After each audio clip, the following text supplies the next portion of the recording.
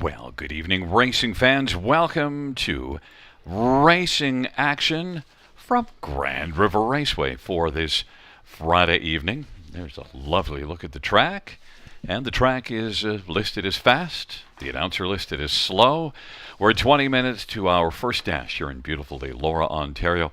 Let's get a look at the changes on this evening's card of racing. And note, race number one will go as programmed. No changes in race number one, which means there is a change in race number two.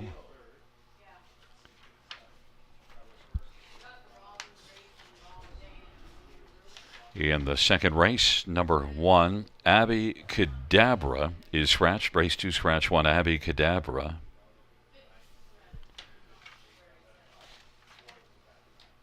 Race three, no changes. No changes, race three. In race four, scratched is number seven, Quiet Assurances. Race four, scratch seven, Quiet Assurances.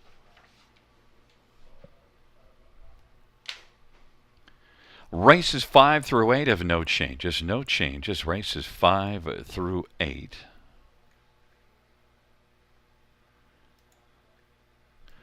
Race 9 scratched is number 4, Happy Looker. Race 9 scratched for Happy Looker. And races 10 and 11 have no changes. No changes. Races 10 or 11. Those are all the changes that we have at this moment. Once again, reviewing races 1 and 2. Note in race number 1, no changes. And the second race, number 1, Abby Cadabra is scratched. It's currently 18 minutes to post time and time for us to check in with our co-host and handicapping expert live from the Big Palace in Margaritaville. Robert, how are you doing, buddy? Well, I'm doing fantastic. It's a fabulous Friday, right, here at Grand River Raceway, Gary. But again, bittersweet. Every time we get closer and closer to closing day, it's now the final Friday before Monday's card, which will be closing night on a 2024 season. Just a fantastic season of racing here, and kind of sad to see it come to an end because it's been a lot of fun over this new service, but already can't wait for next year. But the card's great tonight. 11 dashes, 4 Prospect Series finals, and of course, for all you horse players out there, that big carryover in the Super High Five in race number 5, $1,829 rolling forward after we had a bombs away winner, and Gary predicted it on Wednesday night in the finale. So that dead money going forward always makes it a must-play wagering opportunity. And, of course, you've got to take a hard look at that high five in race number 5 this evening. But, again, well-balanced card throughout. We've got all our multi-leg wagers in play, 2 pick 5s, 2 pick 4s. And, of course, the first one, the early pick 5, always has that guaranteed pool of $5,000 with a low take out of 15%. We'll come back in about 8 minutes to post to discuss what we like in that sequence.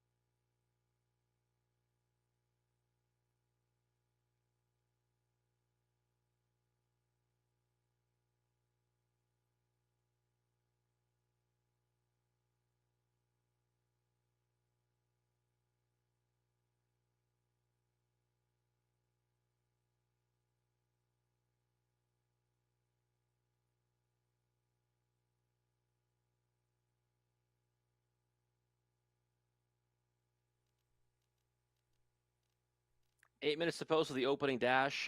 First of 11 tonight here at Grand River Raceway on a fabulous Friday, kicking off your weekend of harness racing action in Ontario and beyond. And just really excited about this one overall. And the early pick five, one of the best wagers here at the river. That low takeout 15%, always important, and that guarantee of $5,000. And a nice sequence tonight. One that I think could be formful, or there could be a few surprises as well. But we'll get a look at what myself, Gary, and Conley like in this sequence, starting with yours truly.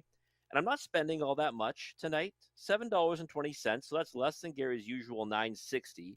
And for me, I usually try to find one single. If I can find a couple, though, obviously even better. And I've got two on my ticket this evening. So first leg, race one, 4, 6, and 9. Kind of an interesting dash to kick off the card. Now, when there's a 1 on the pace, I was impressed by a couple last time out here at the river, and then there's another one who's a first-time starter who has to work from that tricky trailing post, though. So 3 deep for me here. Just the 6, she trots a lot. She'll be singled by many, I think, in race 2.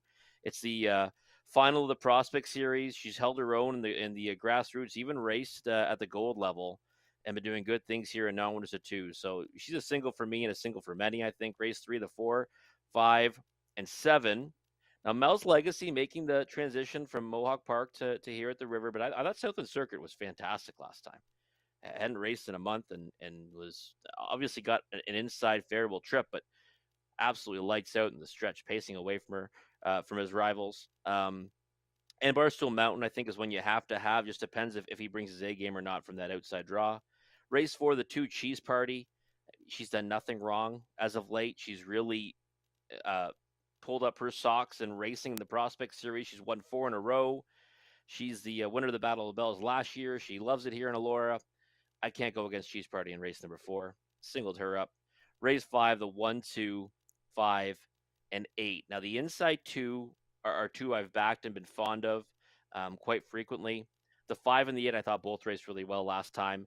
I was actually on the 8 Ergonite, but just got beat by one that was on fire that came from behind him in Kinder Kanagami. So I think he's likely the one to beat, but he gets that dreaded 8 hole, right? So 4 deep there, 1, 2, 5, and 8, $7.20 for a 20-cent ticket. Let's do it, Gary. Guys, Well, the price is the same. I used $7.20.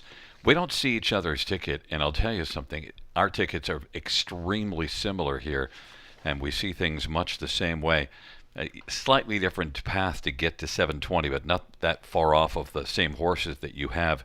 I don't have number 6 Gearson in the first race, and one thing to note from Wednesday night, horses that had some recent success at Hanover were getting underutilized here on Wednesday night, and were really fine. And well, I wonder if that's going to carry forward, because Gearson was a winner at Hanover September 14th. So maybe I should add him in just on that angle. But I'm just going with the 4 Urgent Bay and 9 Hazardous. I actually think Hazardous might be the best one in there, but with the trailer post, so I have Urgent Bay on top as to you. So I don't have Gearson, but I got the 4 and the 9. Second race, she trots a lot, should trot a lot in the second. In race number 3, Love Southwind Circuit, as you mentioned, did add in Barstool Mountain and 4 Mel's Legacy, because they're very capable. The 4th race, Cheese Party is the logical one. I threw in Distant Lover because Distant Lover's been chasing Cheese Party. Now, Cheese Party's been getting the better of things, but just maybe one of these days, Distant Lover, who's a very fine one, maybe things could work out. She could get the last laugh here over Cheese Party. And in race number 5, I don't have one Smokin' Hot Dude, which is one of your favorite horses, but I have your other 3. I have Aragonite on top, along with They Make Us Better, and He's Still Watching, who was outstanding from the trailer post last time out. $7.20, Robert. You know what? I can't believe we waited this long, Gary, but I think we set a record for our most common combinations, and it's 18 tonight. 18 chances for you and I to both be winners. That's remarkable. I don't think we've seen that all season. I don't think maybe we haven't seen that in the history of us doing this show together. So that's nice. Hopefully we can both be winners. And you know what?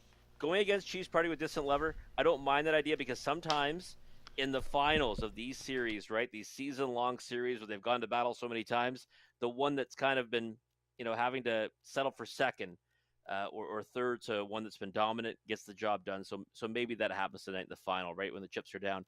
But we'll see what Conley likes in the sequence as well.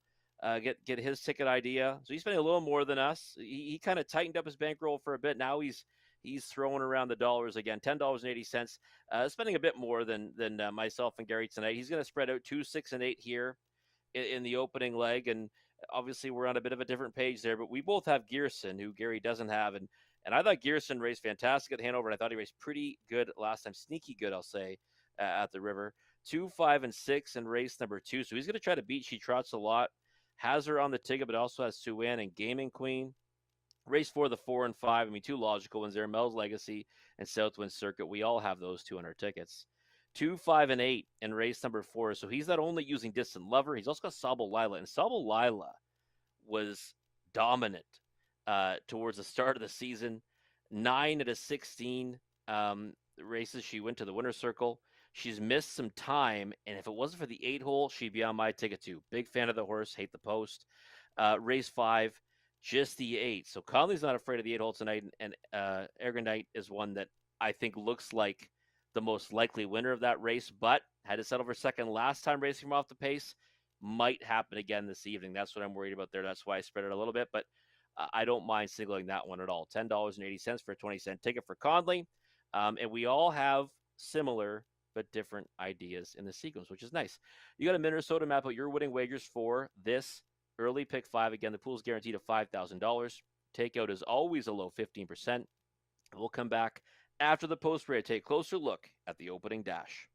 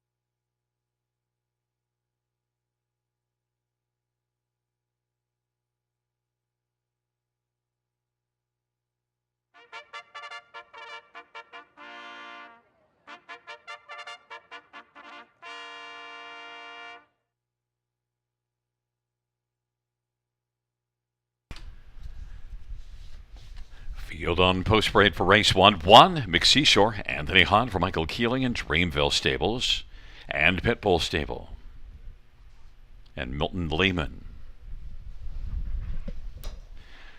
Number 2 is Wicked Jewels, Nick Boyd for Wilfred Perot and Grant and Joanne Kernow.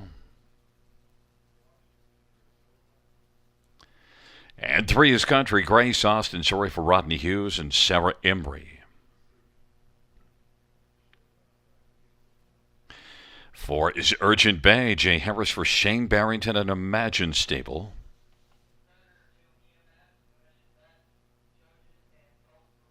5 is Art Gizmo, Brett McDonough for Gary Kingshot.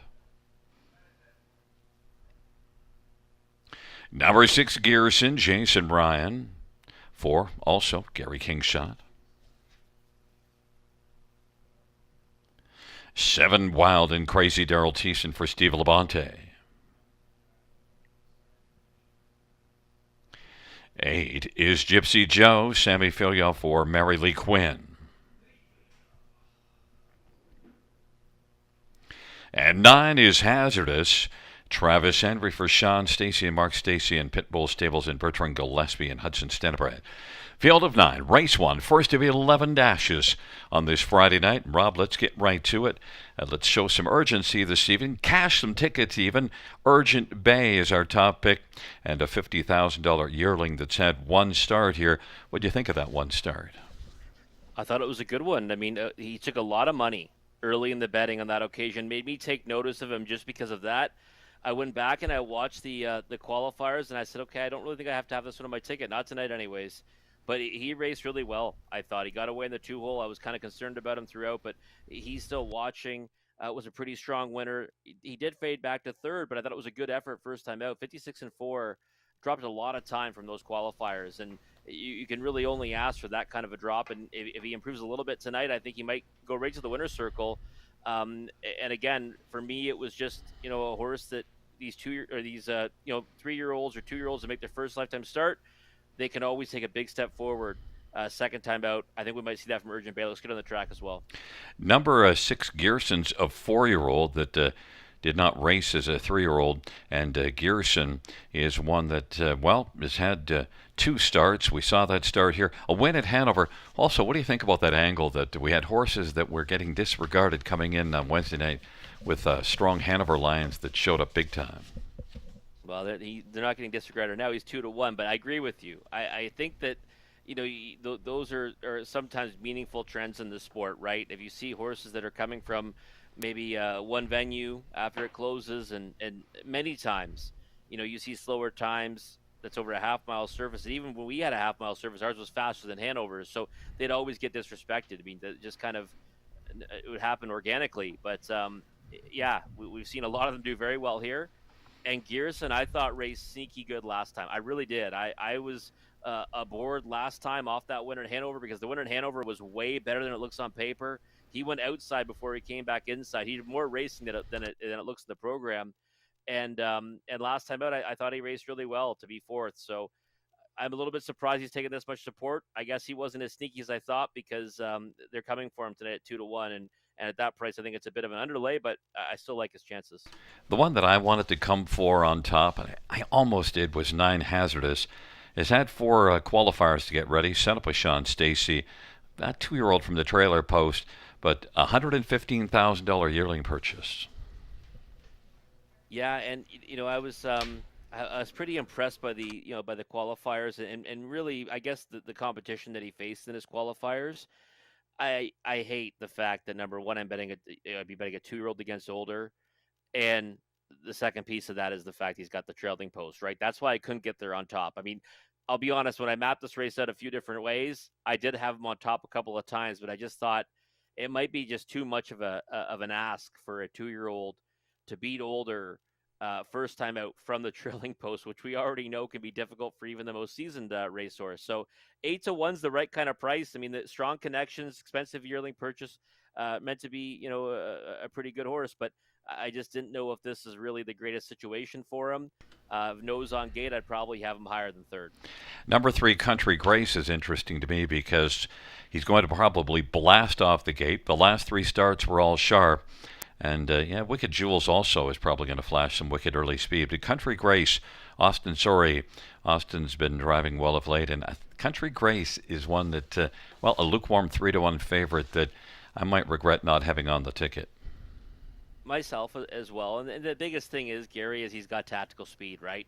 Sometimes we look at a race afterwards and go, oh, man, how do we not use that horse on top? He's got tactical speed.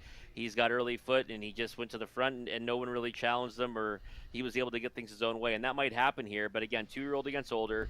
Last time out, I mean, the horse that won had no right to win. Southwind Judge, really, the trip didn't really work out in his favor, and the horse that he got up to beat actually was driven perfectly, kind of delaying on the outside first over to kind of hinder his chances.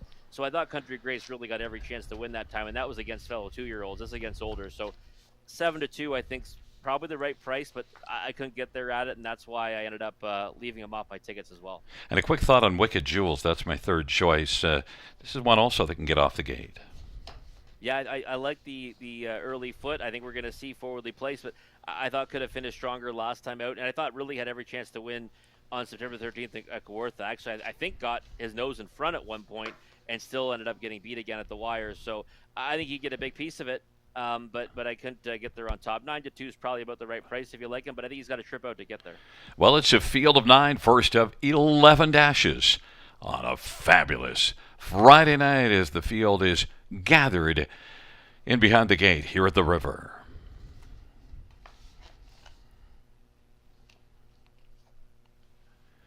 And the field for race number 1 is at the start.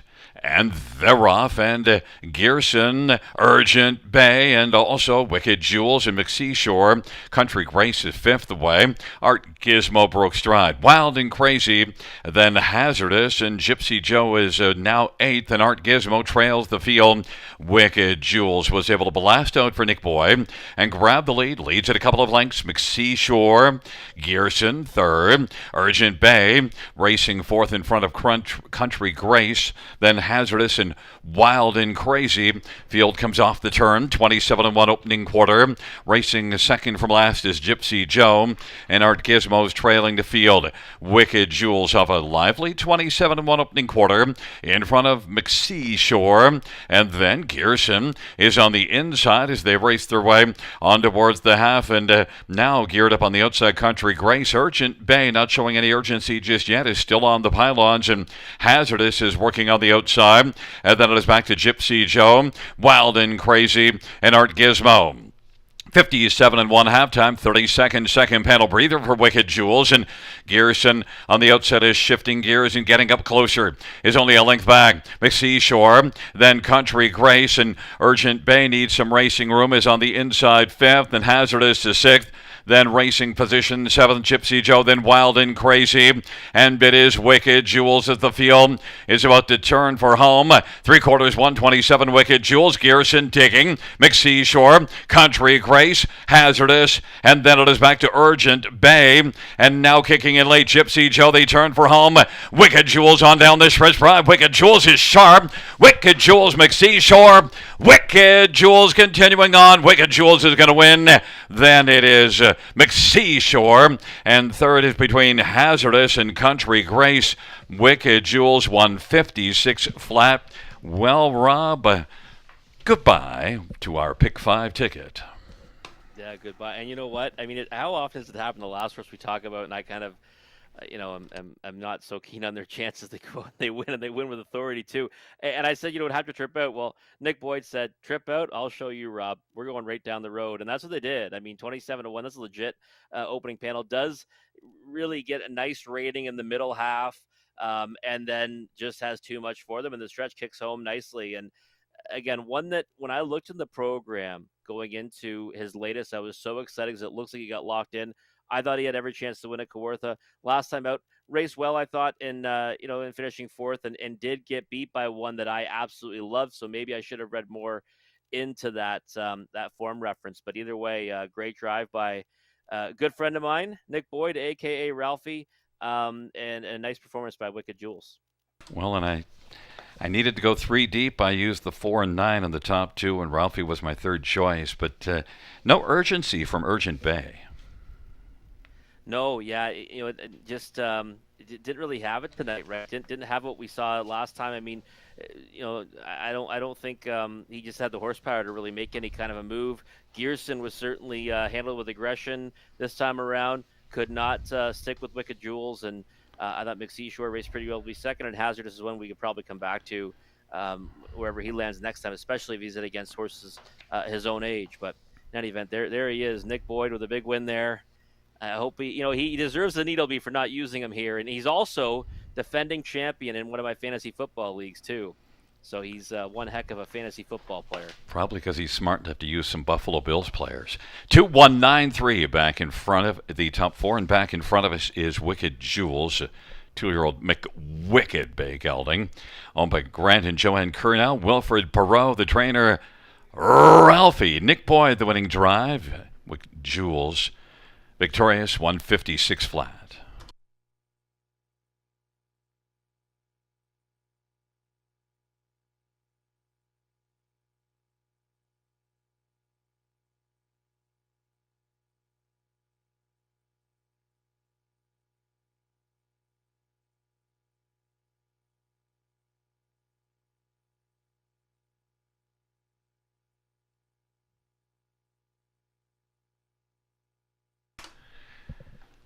The first race payouts: 2 Wicked Jewels, $7, $360, $290.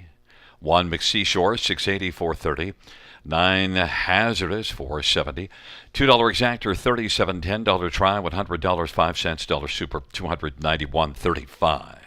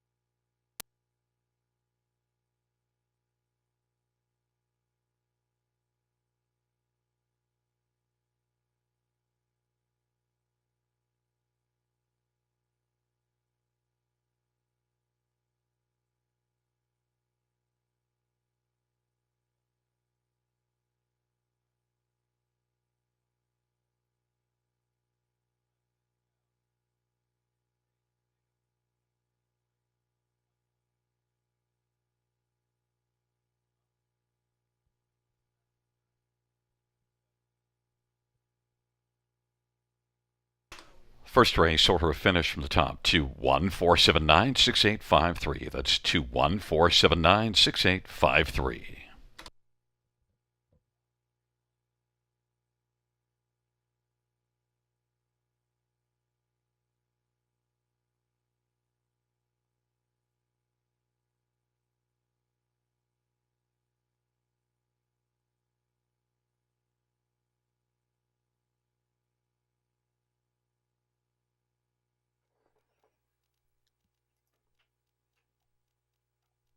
Nice win from Wicked Jewels in the opening dash at odds of 5-2.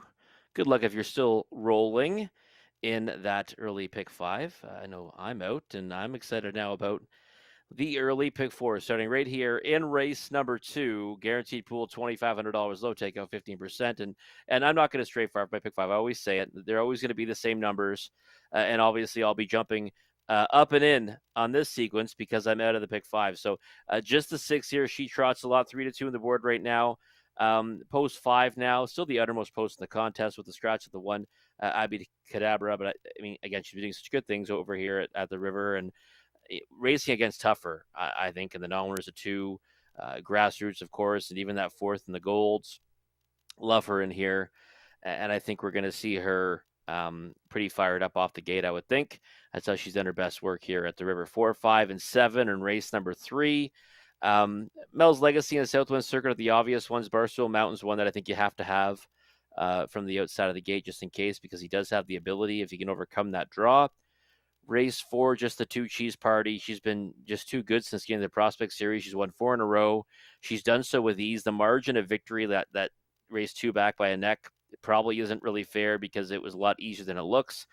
And all of a sudden, she's 5 for 17 this year after kind of being a bit camera shy before that throughout her career. Other than that big win in the Battle of the Bells last year, she would have been over. So love her chances in race number 4. Race 5, the 1, 2, 5, and 8 money leg. I like the inside too. I think they'll be decent prices. The most probable winner of the race, I think, is the 8. It just depends on what the trip looks like for him. If he has to come from way out of it again, he might not get there.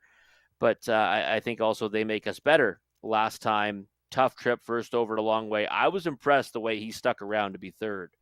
He didn't get beat all that much at the wire at 30-1 either. So I'm going to go 4 deep in there. 1, 2, 5, and 8. $2.40 for a 20-cent ticket. We'll see what Conley's got cooking in this early pick 4 wager, starting right here in race number 2, 2, 5, and 6. So he's not totally sold on the 6. She trots a lot. 3 deep here. Then the 4 and 5, again, pretty logical in race 3. Those are the main 2, and then maybe Barstool Mountain if you want to use 3 of them. And race 4, the 2, 5, and 8. So again, in those Prospect Series races, he's kind of spreading it a bit, looking for a better price, which can happen in the finals, right? I mean, this is now the best of the best in that series all meeting up. So sometimes it's not the one that might look like the most logical one that gets down. So he's 3 deep in there. And then just the 8 in race number 5. And again, I think he's the most probable winner in there. It all comes down to trip. $3.60 is the cost of Conley's ticket. If you got a Minnesota, map out your winning wager for the early pick 4, starting right here in race number 2. Low takeout, 50% guaranteed pool, $2,500. We'll come back after the post for take a closer look at the upcoming dash.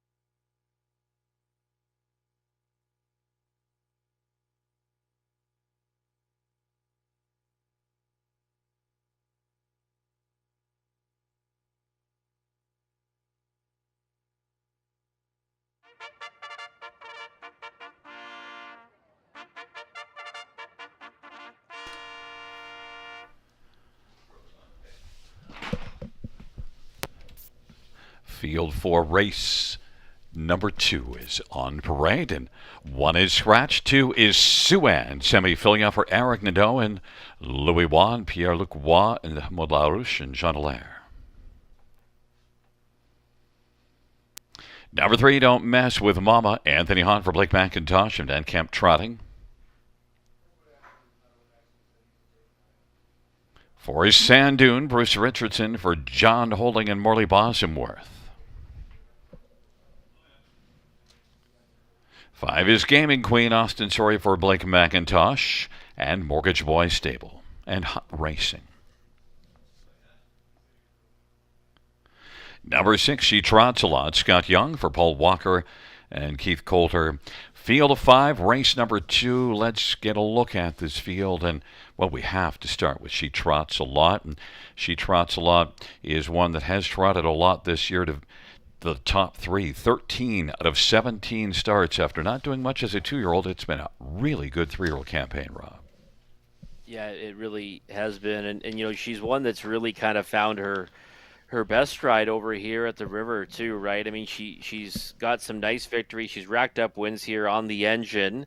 Being handled with aggression, it kind of really suited her well here, especially when Scott Young's aboard. Right now, you see her pretty fired up just after the post parade, and she held her own really in the gold event. She finished 4th, got beat by a wide margin to Willie's home run, but I mean, I thought raced okay that day. And then even 2 back was a good 3rd in the grassroots. Well, this is back in the Prospect Series now over a surface that she's really flourished at, and I just couldn't go against her. And I'd like to see her put back, on the engine. It might be difficult from the uttermost post of the contest, but it's only post 5, and she's showing she can leave out like a rocket over this surface. 27-1 early speed. So, again, I love her chances. I don't think you get 7-5 come post time, but hey, I would certainly be willing to take it if that's going to be your price. The one that we both used under She Trots a Lot and the tote board's in agreement. In fact, so much so that Suan is the 8-5 was the favor, but now has popped 8-5 as the money has come in for She Trots a Lot. But Suan's last race, grassroots. But what did you think of that start at Mohawk? Well, I thought it was okay. I mean, you're against much tougher. Rhythm of Life has been incredible as of late. She went on a big win streak till she got beat by Valentine Blue Chip last time out. They're both going to be vying for the championship event for that on Saturday night. I'll be there for Costa TV at Mohawk Park. Looking forward to see that showdown. And then you look at it and you see, she's been really competitive, obviously, in the Prospect Series, and she does good work on the engine. She looks really good on the track right now. I just don't know if she's got the speed to go with She Trots a Lot if she brings her A game. So we see the odds flip now, 5-2 to 3-5. I think that's more of where it should land. That should be the margin between the two of them. Do I think she can upset her? Of course I do. But again, I just think it's hard to go against the speed that She Trots a Lot has shown. Number 4, Sand Dune, has kind of disappointed me this year because I was really enamored with her last year. She was a really good 2-year-old, 8 out of 9 in the top 2. This year, not as good. Did a lot of work last time out, at least was much more into it. Yeah, she has. She's kind of gone that kind of trip a couple of times this season. But last year, you're right, Gary. I mean, she was dominant really throughout the season of the Prospect Series. She ended up finishing second. Only got beat 3/4 of a length in the final. Well, now we're here in the final tonight, and I mean, I'd be surprised if she's within that margin, or in front at the wire. But do I think she's impossible? I guess not. I mean, I use her underneath because I still think there's a lot more there, and I think she's shown flashes of it at times. Those non-winners are 2 lines. Again, that's why I'm kind of really impressed with She Trots a Lot. She's been competitive in there. I mean, you look up and down this page, I don't know if everyone in here would be racing, all that competitive at that level. And Sand Dune's kind of been, I guess, on the edges, we'll say. So I think if she brings her A game, she can hit the ticket. And you need to find some kind of value, right, if you got a couple of favorites in the top 2. Don't Mess with Mama is kind of similar to Sand Dune in the sense that made a lot of money in limited action as a 2-year-old, and then this year it's been lighter. Yeah, the only thing you could say is that one victory, the dominant victory she had, was in Sarnia in the Prospect Series. You had Anthony Hahn aboard on that occasion, and you got Anthony Hahn aboard tonight. So maybe that's the angle. With her, I couldn't get there. 1 for 15 on the season, 3 on the board finishes. Like you said, a lot of success last year, not as much this year. But again, right, I wouldn't be surprised to see her kind of step up and land somewhere underneath. And she's taking steady support right now at 5 to 1. But again, I think it comes down to 2 horses here. And again, I'm hoping it's just one at the wire. She trots a lot. I just think she just has to maintain the form she's shown as of late. And we might as well touch on Gaming Queen because the last time this one was in a Prospect Series winner, Ganya, at Kawartha. And that was the big first trip to the winner's circle, right? I mean, she'd gone winless for forever, it seemed. Before that, one that's hit the ticket with frequency. She finally got off the schneid there. Hits the board all the time, but just couldn't get to the winner's circle. I'd be surprised if she got to the winner's circle tonight, but again, she's one that's got ability, just hasn't had a nose for the wire except that one start. Well, it's a field of 5 for this Prospect Series final for 3-year-old trotting fillies, and they're entering the backstretch.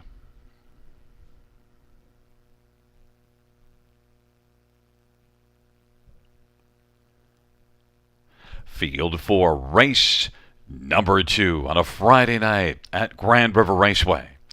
They're all in position. There at the start of the rough. She trots along on the outside. Is trotting it also with Gaming Queen, Sand Dune, and on the inside, Sue Ann. But now she trots a lot. It's going to take back a bit as Gaming Queen is driving on, and Sue Ann, and then Sand Dune. She trots a lot, is going to get over to the pylons, racing fourth in front of Don't Mess with Mama. And Gaming Queen is able to drive on and take the lead. Gaming Queen at 5-1, temporary lead though. Sue Ann's going to pop out, and Sue Ann now is looking to reclaim the lead. Sue Ann is going to be back on top. Gaming Queen is second. Then Sand Dunes on the inside, racing third. And She Trots a Lot is currently trotting in front of just one, and that is Don't Mess with Mama. 27-2 opening quarter. Sue Ann, Sammy Filia's got the lead, and that lead is a length and a half right now over Gaming Queen. Sand Dune is on the inside, racing third. She Trots a Lot. Don't Mess with Mama, 57 halftime, 29-3, second panel. Sue Ann at 9-2 on the boards, got the lead. There goes She Trots a Lot, the 2-5 favorite, popped out from fourth.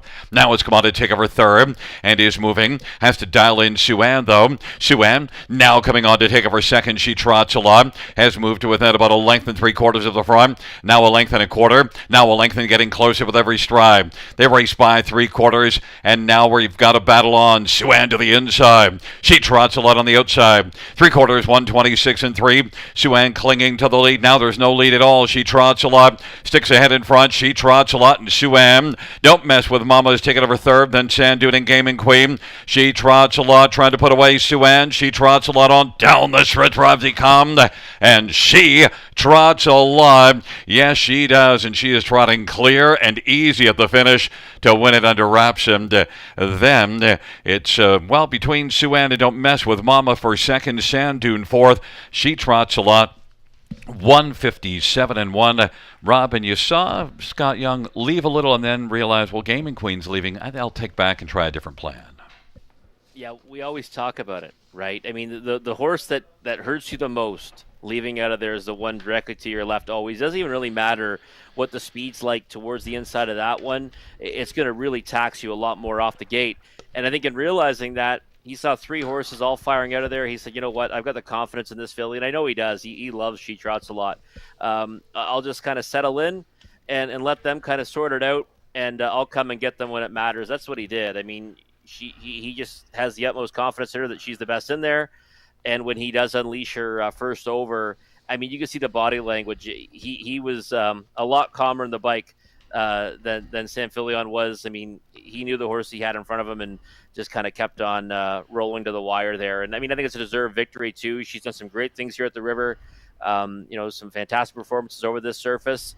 And she caps it off this season here at the river anyways with a win in the final of the Prospect Series. Well, it's good to call an audible. If the play that you call doesn't look like it's going to work, you got to change it. And right there at the line of scrimmage, which is the start, Scott Young said, okay, we need to change the play. And that was the right play. And look, Sue Ann raced really well. It's just She Trots a Lot is got more trot. Yeah, absolutely. You can't really fault Sue Ann at all. Good effort to be second. and holds off. Don't mess with Mama at the wire. So game to the finish there, right? And Sandoon, ends up finishing fourth, and I mean, just kind of been on the cusp all year, and she's going to have to settle for that one again. But there's Scott Young, right? He's in for one drive tonight, right? He takes down this Prospects Series final, and now he's going to be off to Mohawk Park. But he's still got time for the fans here, right against the fence. Always a great ambassador for the sport. And there is Scott Young back in front of us with She Trots a Lot, 3-year-old Muscle Mass Bay, filly owned by Keith Coulter. Paul Walker, the trainer. Scott Young had the answer in the second. Fifth win this year for She Trots a Lot and Lifetime. Mile of 157 and 1.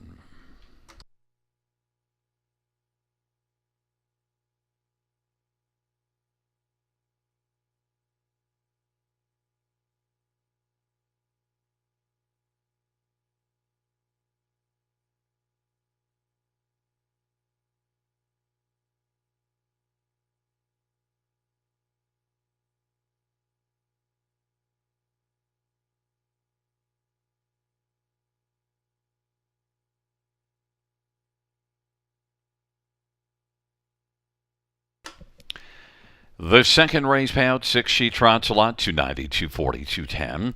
2 Sue Ann, 350, 233. Don't mess with Mama, 250. Double of 2 in 6, 1490.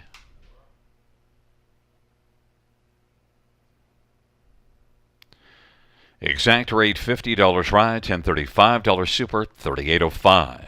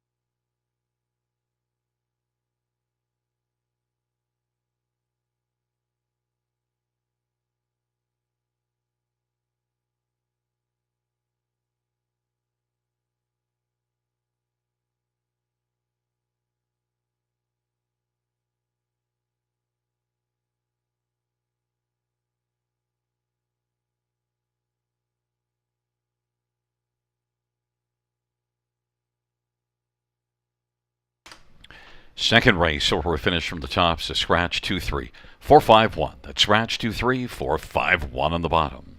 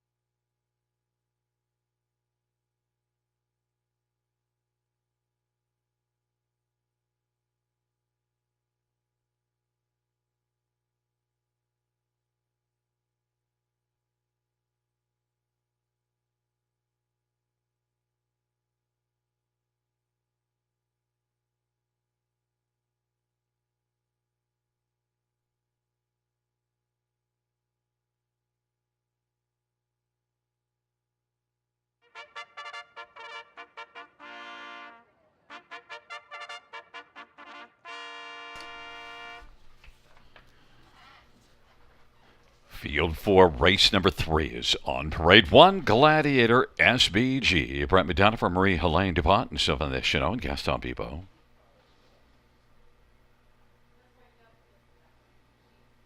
Number 2 is Hazy Coast. It's Mike Horner driving and training for Doug Wilson and Mark Horner.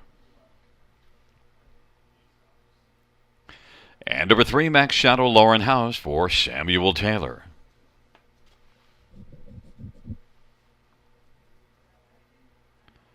For his Mel's Legacy, Todd Ratchford for Mark Goddard and William Brown. 5 is Southwind Circuit, Austin Surrey for Kyle Bossens and Hanson Wong. Number 6, I'm a Captain, Jay Harris for Ashley Lenvoy and Gino Toscani. And number 7 is Barstool Mountain, Jason Ron for Nicolucci and Miller Farms. Field of 7, race number 3. Well, fans, Robert, the fans are on number 5, Southwind Circuit, 4 to 5, and that's one we're both on. And I guess that last race impressed everybody. Yeah, and it should have. I was kind of blown away by Gary. I mean, stayed in the 3 hole. One of those ones where you say, well, maybe if things go a little bit differently, he never sees the light of day. But I think Austin Sora was just confident that at some point he gets some room. And boy, when he got that clearance on the outside, he basically found open racetrack and was gone. It paced right through the wire. Nice bookend half as well. He left in 27-4, came home in 27-4, and I just thought he had all kinds left, at the finish. So I kind of noted that, when he's out again, I'm going to land on him kind of no matter where he goes, and he comes right back in the same class.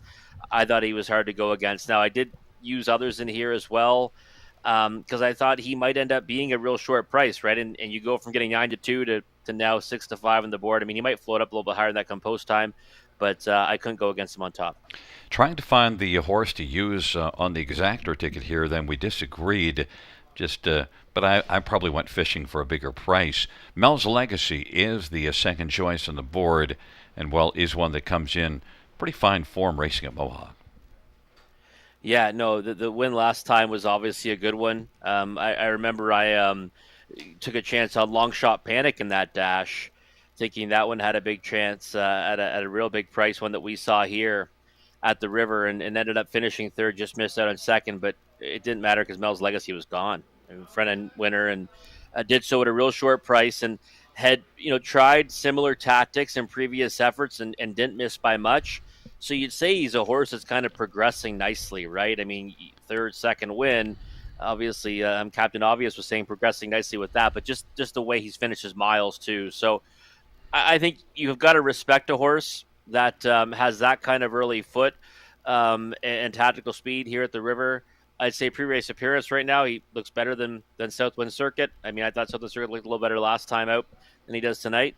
So maybe that's why the shift in odds just happened. But I kind of had it down to those two, and I wouldn't be surprised if the lineup, at least at some point in the early stages, ends up 4-5 or 5-4. Number 7, Barstool Mountain's the one that I used for second. Look, Nicolucci. I thought that last race would scare a few fans away, but the 2 previous races should also encourage you, especially a win in 52-2. Yeah, the win was a good one, and he's a horse that he's won 2 of his last 4. He's been second or better in 3 of those efforts. That the last one, he gets away 8th off the gate from post 7, never able to get in the race, gets beat by a wide margin to RJ Ringo. I mean, I think we would take RJ Ringo against this group any day of the week, and probably do so at the shortest of prices. So that's a pretty deep field too, right? Look at the top 3 in that race: Mickey Ray, Fast Knock, Hanover. Those are good horses, and I don't really think he should be discounted because he's got post 7 or because he's got that kind of so looking line last time out. So I'd say if he brings his A game and he kind of behaves himself, I think sometimes he can get a little bit tough to handle. Then he can be a player in here. It just kind of depends on what the trip's going to look like from out there. Number 2, Hazy Coast. Did you win 2 races ago? Front end effort, and that was post 1. Has post 2 now. Last race was a little tougher outing. Came first up. Hazy Coast probably going to blast. Yeah, I would think the game plan from post 2's got to be to leave out hard off the gate and just kind of sit right and make a decision on who you're going to let go, who you're not going to let go. I would think that's the game plan, anyways. That was the 2 starts ago. Was winner in the front end. Really game and victory. I thought was likely beat in the dying strides. Last time out, first over a long way before hanging around for third. Large John Levi was as much the best on that occasion. He got away dead last in that short field and did what he pleased with them. So Hazy Coast, I think, is probably in store to get a chunk of this. It just depends on how sweet the trip is. The one Gladiator SBG was one I kind of struggled with. I didn't know where to put him. He's done some really good things over Georgian, and he hits the board with all kinds of frequency. And I actually thought that this race maybe was a little tougher than it looked on paper initially. I ended up leaving him off, and I'm going to watch him this time, but hopefully I don't regret that. Well, and the thing that worried me about Gladiator BG was good earlier in the year, has been tailing off a little bit of late, but I've seen some really good things. But also, Marie-Helene DuPont and Brett McDonald. Marie's really had a fine year, and Brett's been hot of late. Oh yeah, Brett. I think Brett's got to be the hottest driver. I mean, he might be the hottest driver of anywhere, really. I mean, he's been putting the horses in play. He's been giving everything a chance, and that's all you can ask for as a horse player. And Marie Helene Dupont's been had a tremendous, meet here and beyond as well. I mean, doing good things everywhere. So, hitting at a pretty high clip, and all her horses come to play. So I would say, again, I hope I'm not regretting it afterwards by watching him. I did like some of his replays. I just didn't know how it was going to shape up for him in this race. I thought it was a pretty solid group for the class. Well, and the other thing, too, is that his last race kind of scares you away. Sixth beaten 13 and just wasn't really a factor. But we'll see if he is today because he's got post position 1 and certainly could bounce back. It's Gladiator SBG, Hazy Coast. In the center, Max Shadow Mel's Legacy Southwind Circuit. The outside, I'm a Captain, Barstool Mountain. Field of 7, race number 3.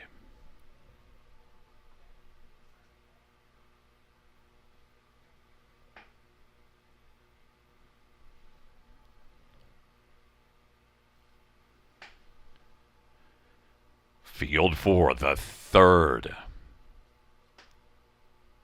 is in the backstretch.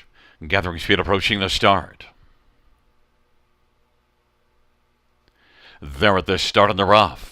And getting out well, Southwind Circuit, Mel's Legacy, I'm a Captain, Hazy Coast and Gladiator SBG, Barstool Mountain, and Max Shadow, Southwind Circuit. 4 to 5 on the board. Leads and is in front by 2.5 lengths right now.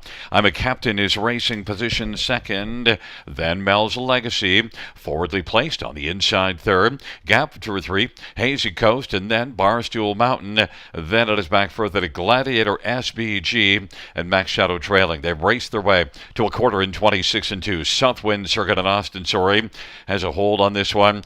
And strong racing to the half. And I'm a Captain's racing second. Then third in line, Mel's Legacy. On the inside, Hazy Coast and Barstool Mountains racing on the outside fifth with fair amount of work to do in front of Gladiator SBG. And Max Shadow is trailing the field. Southwind Circuit 54-1 halftime, a 28-1 second panel, and Southwind Circuit continues on gamely. Leads by about 4.5 or 5. I'm a Captain, Mel's Legacy, and then racing on the outside, Barstool Mountain is fourth, Hazy Coast fifth, sixth Gladiator SBG, and Max Shadow. But Southwind Circuit is putting on a show right now and leads by about 7 or 8 lengths. Mel's Legacy, I'm a Captain, Barstool Mountain, and Gladiator SBG, and the field turns for home off 3/4 of 122 and 3, and it is all Southwind Circuit. Wide margin. Battle is on for second as Southwind Circuit is long gone. Mel's Legacy as they come on to the finish, trying to hold on to second. Closing Barstool Mountain for second. Barstool Mountain, then Mel's Legacy. Gladiator SBG picks up fourth, but it is Southwind Circuit 151 and 3. Well, we were impressed with the last race for Southwind Circuit. I think I'm even more impressed with this one. Yeah, no, that was absolutely incredible. And the funny thing is that you look at his latest, and he's hemmed in for so long. When he got daylight, that's how he looked, right? And I mean, he just didn't have to do any more than he did before that point. And tonight, I mean, he just absolutely bottoms him out on the engine, but just keeps on going. I mean, you think he's going to get tired. He blasts home, still comes home with 29 seconds flat, 51 and 3.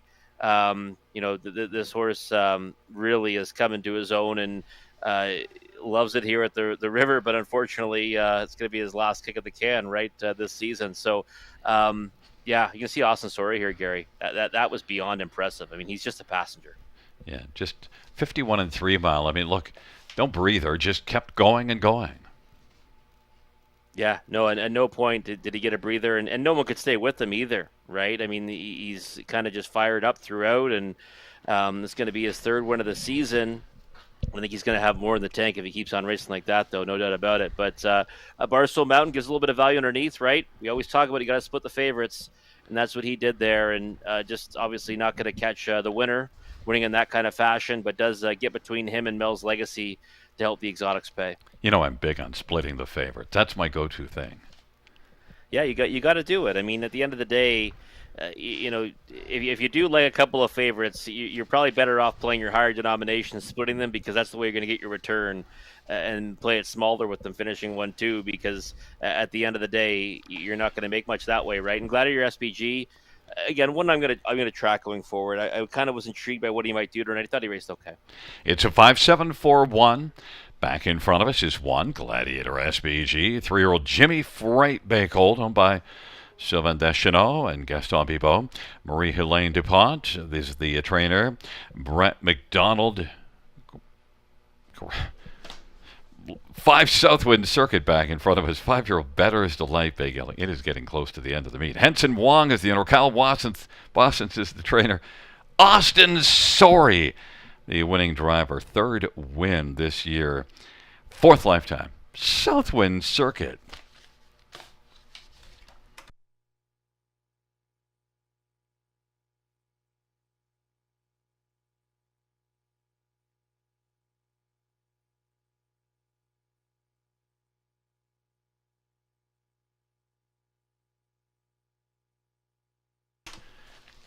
The third race payouts. 5 Southwind Circuit, 372, 72, 67.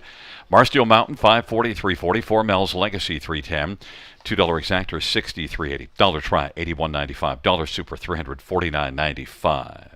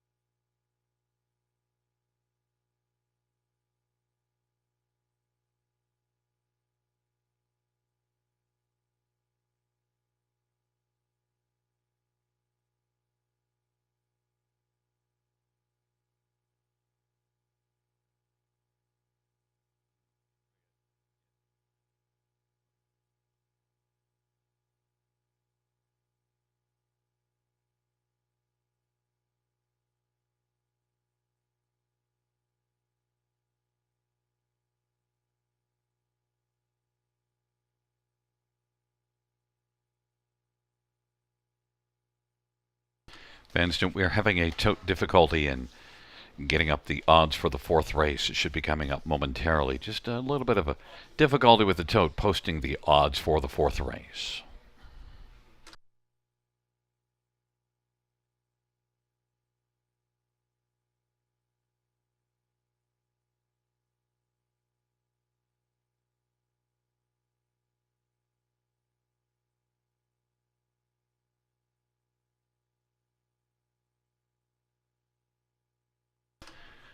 The third race order finish from the top. 4653172. That's 4653172 on the bottom.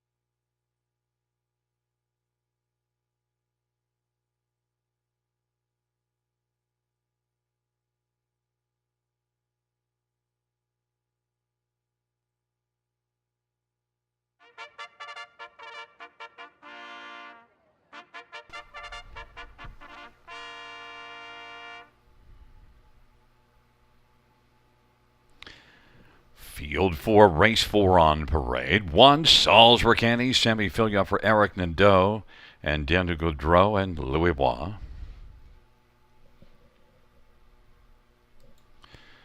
Number 2, Cheese Party, Austin Torrey for Kyle Bossens. Number 3, Kitty's Column, Brett McDonald for James McConnell.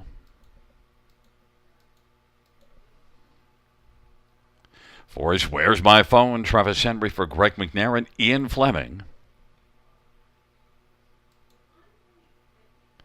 Number 5 is Distant Lover, Todd Ratchford for Greg McNair and Evans Nation.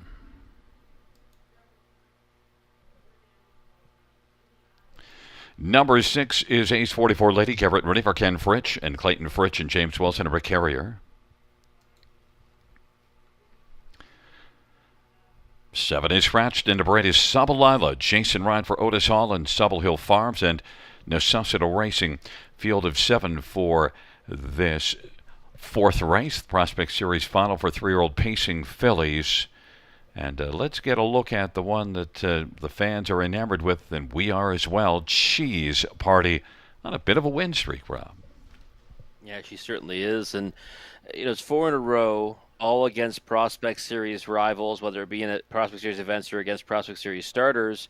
The year obviously started off a bit slow for her. She ended up, getting just one check in her first 4 tries, but then later on in the season, she switched to the Prospect Series from trying her luck in the grassroots, and that's where it all turned around for it. It just shows that, those heart-building wins, getting your confidence back might be all it needs for a racehorse sometimes to turn it all around, and she's certainly done so, winning 4 in a row, and she was our champion of the Battle of the Bells last year and did so at long odds at 50-1 in a thrilling finish. She got up by a head.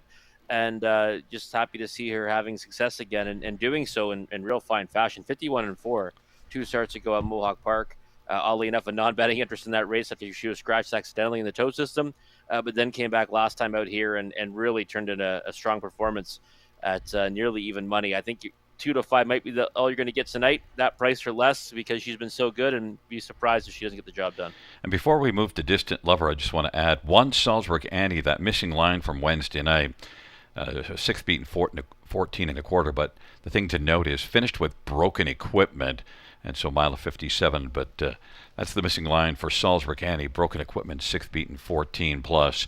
Distant Lover is one that's been trying to get the better of Cheese Party and hasn't been able to do so, but we mentioned this is the final, and Distant Lover maybe could turn the tables. And last year at 2, he was dominant force in her primary leg. Went into the final as a favorite, ended up with tough post, having to settle for 3rd. And now this year, she's been racing really well, probably better than 2 for 16.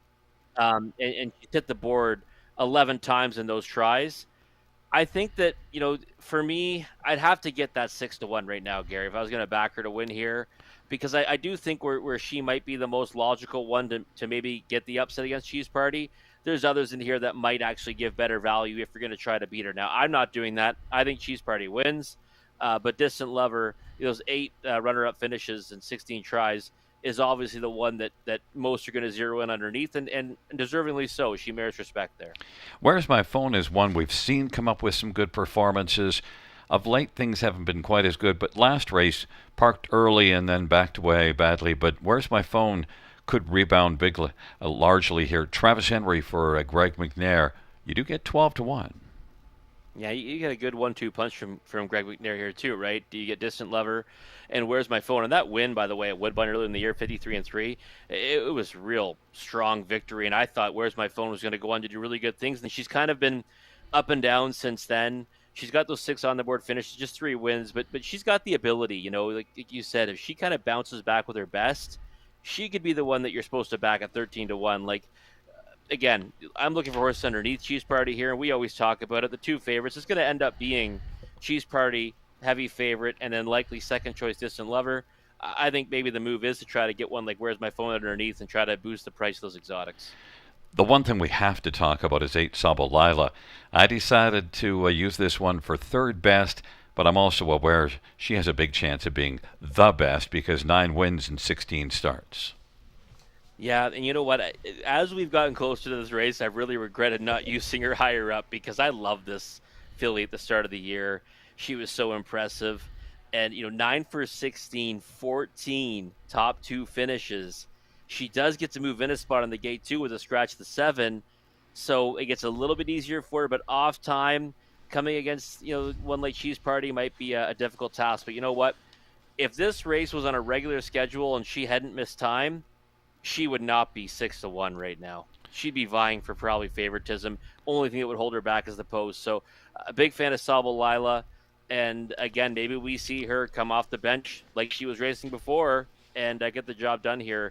Again, going to have to really bring her best, though, to get the better of Cheese Party. And Otis Hall often puts up big numbers. He's got them this year in the win column, but it's not rare for him to have some big numbers. It's a field of 7 for the fourth race. They're into the backstretch. Salzburg Anti Cheese Party on the inside. Kitty's Column, Where's My Phone, and Distant Lover in the center. The outside, Ace 44 Lady, and Sabalila. Field of 7, the fourth race on a Friday night at the river.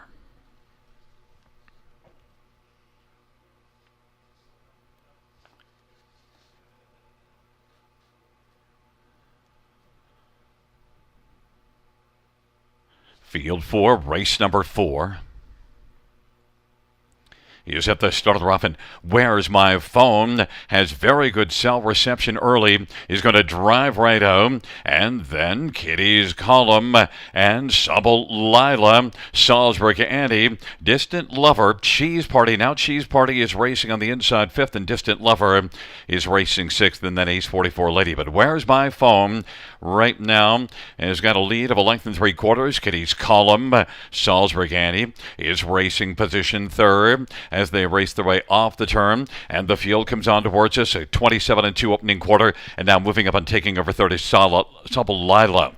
Now Salzburg Anti is fourth to the inside. Then Cheese Party follows Sabal Lila, and Distant Lovers on the outside as well.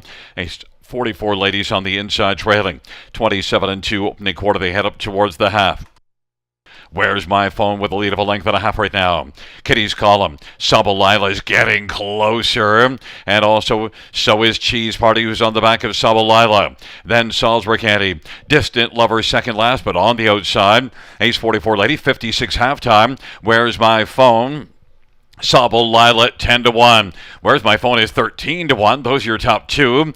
Kitty's Column, Cheese Party 1-5 on the board. Is going to roll 3 wide, and Cheese Party now is looking to whiz on by Where's My Phone as well as Sabal Lila and Kitty's Column, and is out 3 deep. 125 flat the 3/4 time. Where's My Phone? Cheese Party, Distant Lover is coming, backing away. Sabal Lila on the inside is Kitty's Column on the field, turns for home. Where's My Phone? Cheese Party with work to do. Where's My Phone? Looking to dart up the inside is Kitty's Column, and Cheese Party is digging in the center of the track. Cheese Party's got the late lead. Distant Lover is coming. Cheese Party is going to win. Then second is between Where's My Phone and Distant Lover, and on the inside was Kitty's Column. Cheese Party 153-4. Just too good to be beaten. Yeah, she's just too good right now. She's got a nose for the wire. She's confident. And, I mean, you couldn't have asked for a better trip scenario, really, right? I mean, Sabalila tried to get forwardly placed from post 7, ends up settling in, and who's on her helmet? Cheese Party. And Sabalila, I mean, I saw her go first over so many times this season where she would kind of grind them down. Tonight, though, I mean, it's tougher sledding, right? She's coming off a layoff. She's in the final of the Prospect Series. It's not just kind of one of the preliminary events where you kind of hook a mixed bag. She's got to face the best of the best in this series, and was just unable to sustain that first over bid. Real tough trip for a horse first start off the bench. But the horse that capitalizes, of course, is Cheese Party. She's kind of shown she can do it any which way this year, getting to the lead, maybe in the middle stages, or doing so like she did tonight, waiting until she can pounce on them late. But either way, she's a confident filly right now, and I don't think any horse wants to face her. I mean, she's in the Prospect Series, but she's even shown she can do in pretty solid lifetime non-winners conditions. I'm not sure if Where's My Phone held on for a second because Distant Lover came flying up on the outside, and they're very close to the finish. You're looking at the slow motion. Here comes Distant Lover on the outside, and the wire's coming up, and you see it's a little tough to call there when they're coming like that. They're very close at the finish, but not close for the win. It was Cheese Party the best. That was a strong performance from Where's My Phone. Does hold on for second. One to watch going forward. And, well, again, we managed to split the favorites 1-5. Distant Lover was 8-1. And actually, even though 8-1, that is the second choice. Yeah, it's $8 versus $13, I think, in the exacta, which is a huge difference, obviously, right? And that's what I said. I thought that the McNair horses were kind of interchangeable, and probably the move is to take the longer price 1 second. Where's My Phone did some really good things, throughout the season, earlier on especially, and has that tactical speed. She's the one that flashed it from that barn tonight, and she ends up holding on for second. But it's pretty wild that the two stablemates hit the wire almost simultaneously. It's a 2-4-5-3 back in front of us. Number 2, Cheese Party. 3-year-old Better Than Cheddar Bay filly, owned by Kyle Bostons, is also the trainer. Austin Sorry with the winning drive, and it is the 6th win for Cheese Party this year. 7th win lifetime, and back-to-back driving wins for Austin Sorry, taking races 3 and 4.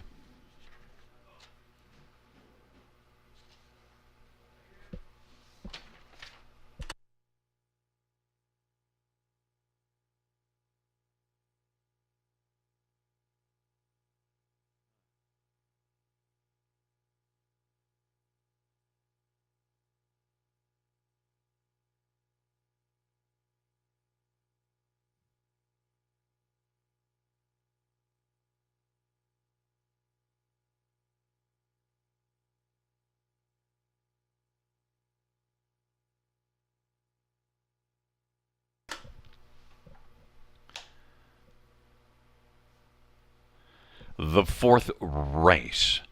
Number 2, Cheese Party, 250, 210, 210. 4, Where's My Phone, 620, 320. 5, Distant Lover, 320. $2 Exactor, 1310. $1 Schreiber, 1955. $1 Super, 4720.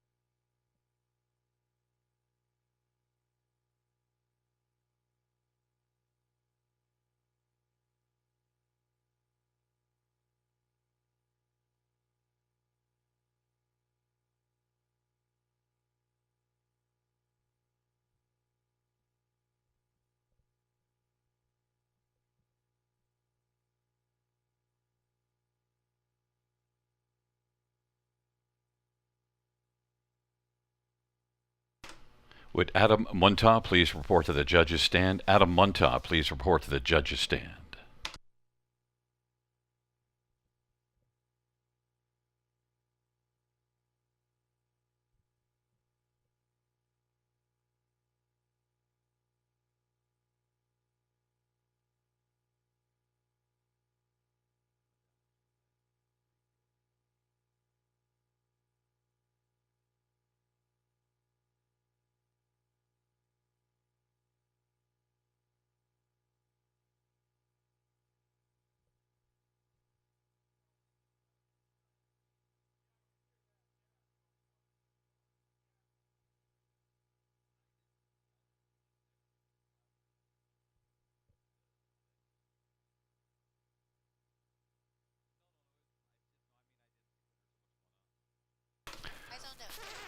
Fourth race order finished in the top. 514236 scratch 7. That's 514236 scratch 7 on the bottom.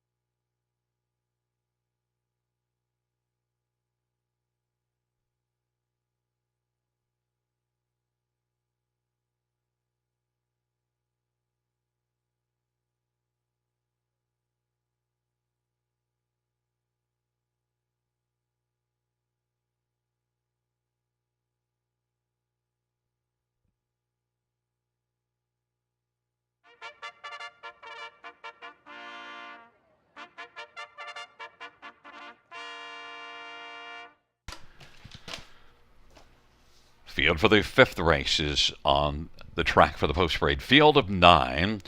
Horses and geldings, maiden pacers. 1. Smoking Hot Dude, J.B. Renault for Julie Walker and Dr. Terry Fried. Number 2, He's Still Watching, Travis Henry for Lyle MacArthur and Linda Welbin and Tammy Aspen.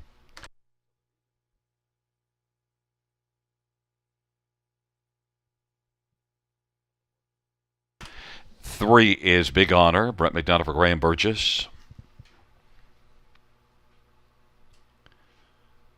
4 is No Gas Eddie, Sammy Fillion for Vern Cochran and James Belanger and Edward Gork.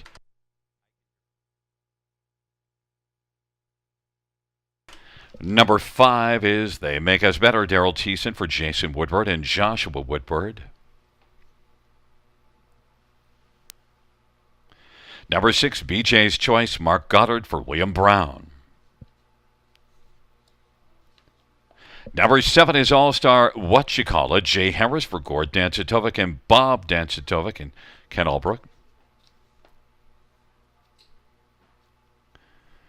8 is Aragonite, Austin Sawyer for Dean Nixon. And 9 is Watch Your Mouth, Jason Ryan for Harry Polton and Enco Capital Management. Field of 9, race number 5. Let's get a look at this field. Features the Super High 5, so we'll run through 5 maybe that Rob likes here. And Aragonite, or maybe that's not how you say it. You tell me, buddy, but I'll tell you one thing. I know that we both like this one on top. Yeah, I'm okay with that, Gary. That's what I would say too. But yeah, listen, Austin Story's hot tonight, right? We've seen him just get 2 in a row. I think he can complete the natural hat trick right here. This is one that last time came from a long way out of it, and I thought was kind of just going to cruise to victory until there was one that was better than him coming from behind and got the better of him at the wire. So I thought he'd be a hefty favorite here. The multi-leg wagers certainly would tell us that he's going to be the heavy favorite, but right now he's holding sway at 5-2, which I think is a pretty solid price on him. But he's going to have to do it from off the pace, so there'll have to be a little bit of some fractions to chase, but I do like his chances quite a bit here. He certainly got help last time out with a 55 and 3/2 off that 26 and 2 opening quarter. Hopefully there will be that pace. And, well, number 5, They Make Us Better, is one that's got 4 top 3s and 6 starts and was a winner at Kawartha just 2 races ago. Yeah, and he raced really well last time, right? He was first over a long way. I thought he'd pack it in and fade out of it. He ends up sticking around for third. I thought he would take, a little bit of action in here just off that effort.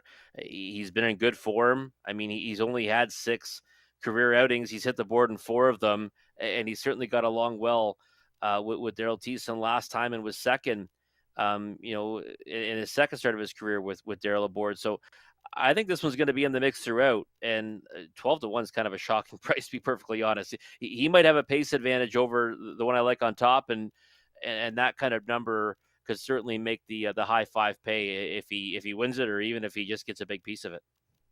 Number 1, Smokin' Hot Dude, is one that confused us last time out because we thought this guy's mostly a closer. He had post position 8, and he got away third. So now I don't know what to make of Smokin' Hot Dude. What's the plan here? I know one thing. The plan is that you use this one in your top 3, and I didn't. I use them. I mean, the price is a little bit. I mean, that's shocking to me. I know he's 3-1 morning line. I thought he'd be above that, vertically in the race, because last time out, he got away third off the gate.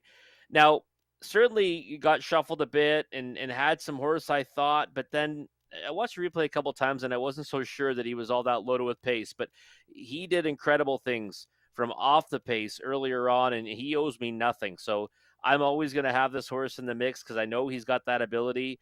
And for me, he's on the high 5 ticket, in most positions for me, but 8-5, I could not bet him to win at that price. To me, that's much too short. I think he's in with a chance, but that to me is a big underlay. Number 2, He's Still Watching, is interesting because both of us climbed aboard from the trailer post last time out. He was the favorite. Now, it was in the class, you could say, below this one, but he gets post position 2 off that win and goes right now at 9-1. Are we not being loyal enough here? Well, I think we've got him in the right spot. I think he's one that's got a chance with the right kind of a trip scenario, but I'm just not sure he's going to have the speed to kind of go with the ones that might be able to get the better of him tonight anyways, because that effort last time was a good one, kind of just grinding them out first over before getting up, and I thought it was kind of a measured one, to be perfectly honest. But the thing I guess I'd say is that if you're going to get excited about him at 9-1, Big Honor didn't get beat up by all that much. and he was second at 10-1 on that occasion, and he's 21-1 tonight. So yeah, I like he's still watching, but I think that also strengthens the case for the three big honor. Well, and you got to talk about BJ's choice. Even though last time out made that break in stride, was able to win in this class just 2 races ago. Yeah, break and stride last time out, never had a chance to do anything the way that all shaked out. But the start before was very impressive. I mean, he really um, made a move from off the pace on a night where I don't really think that was the place to be. And when he got to the front, he was gonzo. So he's getting bet at 6-1. I think he's in with a chance, but he's going to need that right kind of trip scenario, and also has to mind his manners. I threw No Gas Eddie on the bottom of my ticket, or in the fourth spot actually. Even though the last race wasn't impressive, there was enough there in the previous starts. I thought I'll just bank on a bounce back effort for Vern Cochran, who's done good things this year, and Sammy Filia certainly has. It's a field of 9 for the fifth race, and they are approaching the start.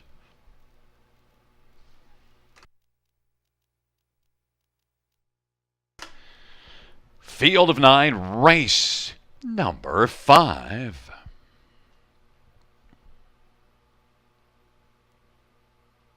There at this start on the rough, and Smoking Hot Dude is smoking early from the inside. Big honor. All-Star Whatchacallit. They make us better. BJ's Choice is in the top 5. Then Watch Your Mouth, and Aragonite is racing 7th. Then the trailing pair, he's still watching, and No Gas Eddie. And they race around the turn. Smoking Hot Dude's got the lead. Big Honor's racing 2nd. BJ's Choice continuing on the outside. BJ's Choice is choosing to battle with Smoking Hot Dude right now. And on the inside, 3rd is Big Honor as they come on towards us, and they make us better on the inside. And now moving up and taking over 4th, that is All-Star Whatchacallit. Off stride went Aragonite. 27-1's the opening quarter, and the field heads their way on up towards the half, and it is Smoking Hot Dude and JB Renault who's got the lead. BJ's Choice, and now a break in stride. Watch Your Mouth, and on the inside, 3rd, Big Honor. And then All-Star Whatchacallit, they make us better. He's still watching now, is getting into things. And then it is back to No Gas Eddie. Watch Your Mouth is 8th, and Aragonite is way back trailing it after that. Breaking stride, half of 56 off a 27-1 opening quarter. And it is Smoking Hot Dude who's got the lead. BJ's Choice, Big Honor. Now, 3 wide comes He's Still Watching. We're watching that one come on. Take over 4th, All-Star Whatchacallit. Weekends a bit to 5th, and on the inside, they make us better. And then it is Watch Your Mouth and No Gas Eddie. Smoking Hot Dude. BJ's Choice is racing 2nd. Big Honor, he's still watching, and All-Star Whatchacallit, and the field turns for home. Smoking Hot Dude as they come on down the stretch drive. Smoking Hot Dude, 9-5 on the board. He's Still Watching will come on and finish 2nd. Then it was a Big Honor, All-Star Whatchacallit, and they make us better. 154-4. Smoking Hot Dude got bet down much lower than we might have expected, and maybe the tote board was trying to talk to us, Robert. Oh, follow the money sometimes, right? I mean, it was true here. I mean, it was the price kind of made sense based on the multi-leg wager payouts. I guess last time out, I mean, maybe I didn't put enough stock into the fact that he had to leave hard from the 8-hole, and then he kind of got backed up a little bit on the pylons before fading back to 7th. But I probably didn't give him enough credit tonight towards the top of the ticket, and he ends up being much the best. Obviously, the favorite makes that miscue. He was spotted going to be spotted 3rd over. Likely in with a chance from there, but wasn't just meant to be his night anyways. And we see this one kind of run out with the inside numbers, right? With Smoking Hot Dude going all the way on the engine, and He's Still Watching coming from off the pace. But Big Honor, one that, I kind of, after looking at the race a little bit, thought, what, you've got to kind of consider this one at a big price to hit the high 5. He does so, and that's going to certainly help it pay. And He's Still Watching comes up with a strong effort to back up that one last time out here off of the win. The one thing, too, is Smoking Hot Dude. You loved this horse earlier. You backed him at 4-1, and then you also picked him up August the 16th at 8-1. Today, you don't get a price on him, but you could have stayed loyal. Yeah, no, I didn't. I mean, I used him in the mix, but I just wasn't so sure tonight was going to be his night. But listen, he was well meant tonight, right? Way to the lead from the pole position, and as soon as he got to the front, I said, okay, this race is probably over, right? We've seen what he can do, against similar rivals, and just much the best tonight. And this high five, you're getting an even money shot off the ticket. Second choice wins it, couple logical ones mixed in, and some prices as well. This should certainly pay pretty well for anyone who has it. We get even money from Post 8 that goes off Strat on us. That probably should tell us maybe we shouldn't have been so game from Post 8, but what the heck. Smoking Hot Dude.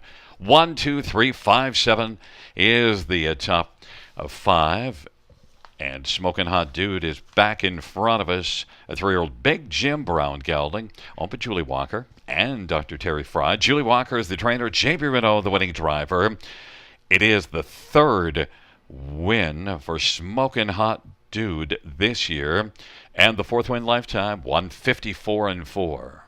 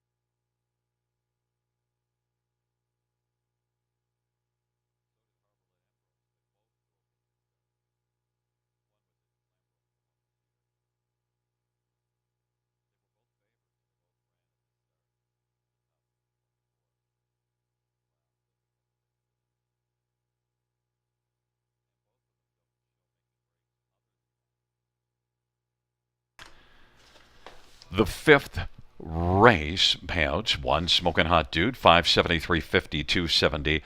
He's Still Watching, 694.10. Three Big Honor, 10.10. $2 exactor, 25. $40 try, 179.20. Dollar pick three, 3 of 3, 14.15.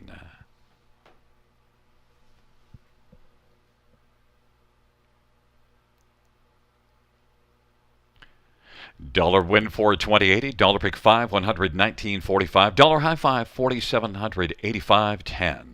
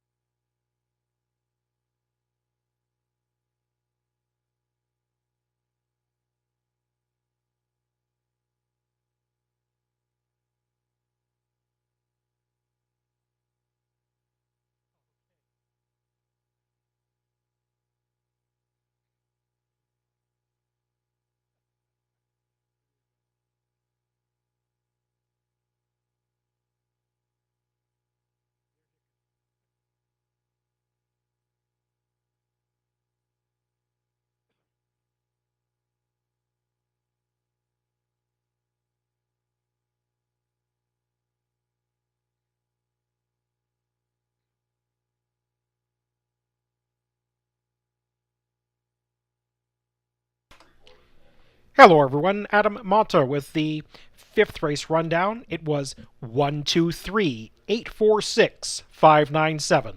123-846-597.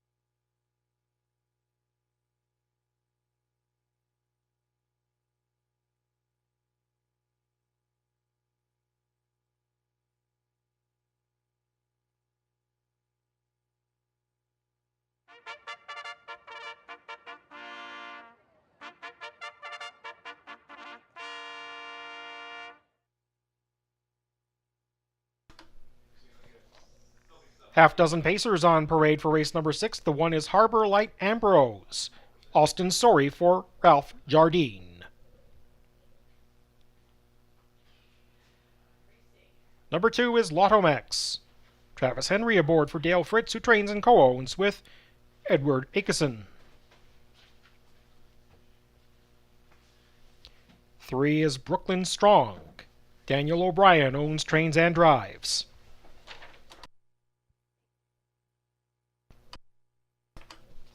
4 is Southwind Infusion. Jay Harris up for Ashley Lendvoy and Gino Toscani. The 5 is Magical Ian. Todd Ratchford puts hands to reins for Sean Stacy and David Lumsden. And rounding out the field is the 6 Lions Brush Marks. Brett McDonald for John Lougheed, who trains and co-owns with Dorian Jejong and Ed Leyburn.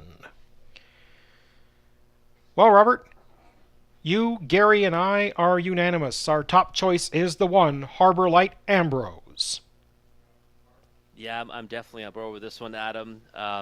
For me, Harbor Light Ambrose last time out, I mean, this is where the program page can kind of, not tell the full story, because it looks like he makes a break in stride and then is just kind of trailing for much of the mile before advancing a position. He was actually blasting off the wings of the gate for the lead. At worst, he was going to be in the 2-hole as the favorite in non-winners of 3 at Flamborough Downs on the 17th of September. But then he made a real dirty break in stride and ended up, being relegated to 5th before coming back forward again, I thought, in the late stages, and doing it pretty nicely, all things considered. Dominant winner before that at 19-1 in the Prospect Series at that venue, and I think we're going to see him likely try to move forward from the pole position tonight, despite that break in stride last time. I bet a breaker in the last race, so kind of a bit queasy backing one that made a miscue last time, but I can't go against him. I thought he raced tremendous 2-back, and I thought that last time out he was going to do good things before making that mishap. Yes, that break was unfortunate in the previous race, but them's the breaks. And speaking of breaks, Southwind Infusion, yours and Gary's second choice, had one thing in common with Harbor Light Ambrose. It's that they've both broke in their last start and have no other breaks on their chart lines. Yeah, and both were odds-on choices too, right? Which is kind of interesting that, we both land on our top 2 choices that made breaks last time as heavy favorites. So, I mean, just by that virtue, you should be able to take back some value on either one of those. So if you back those ones last time, you should get a better price tonight because of maybe the uncertainty of that break and stride. But I don't think Southwind Infusion is going to be able to beat Southwind Circuit last time out, but did end up recovering to finish 4th. And I thought it's been in good order for the most part for Ashley Lendvoy. So a horse that I think will probably need to trip out to win, but is a big-time player in here.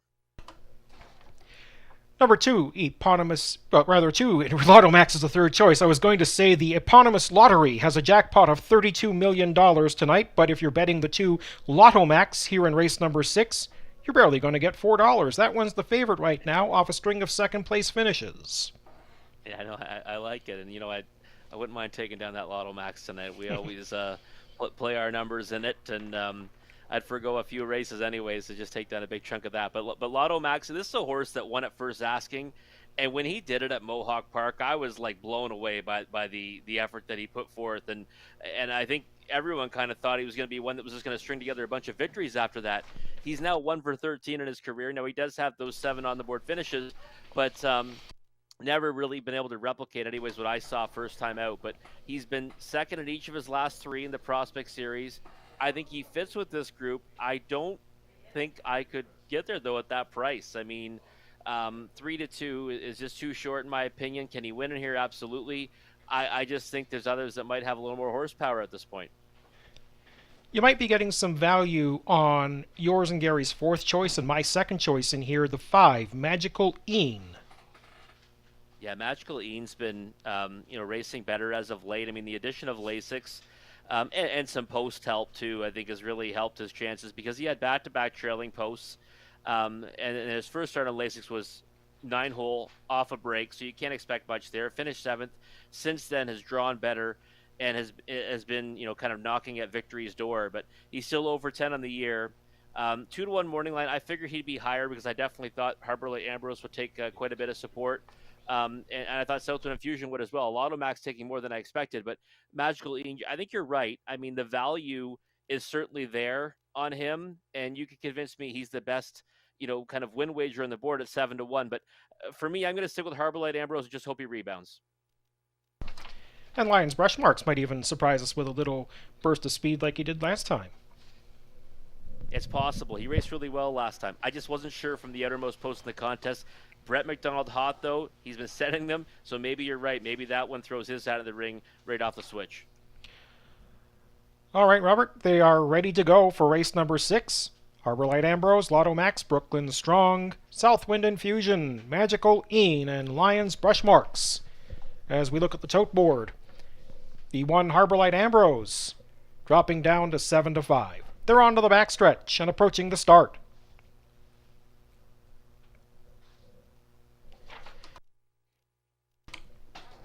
They're at the start and they're off, and from the outside it is Magical Een and Lions Brush Marks looking for a share of the lead, but now Lotto Max pushes through to claim possibly the lead. It's Magical Een and Lotto Max. They are battling, and Lotto Max is going to push through to take command.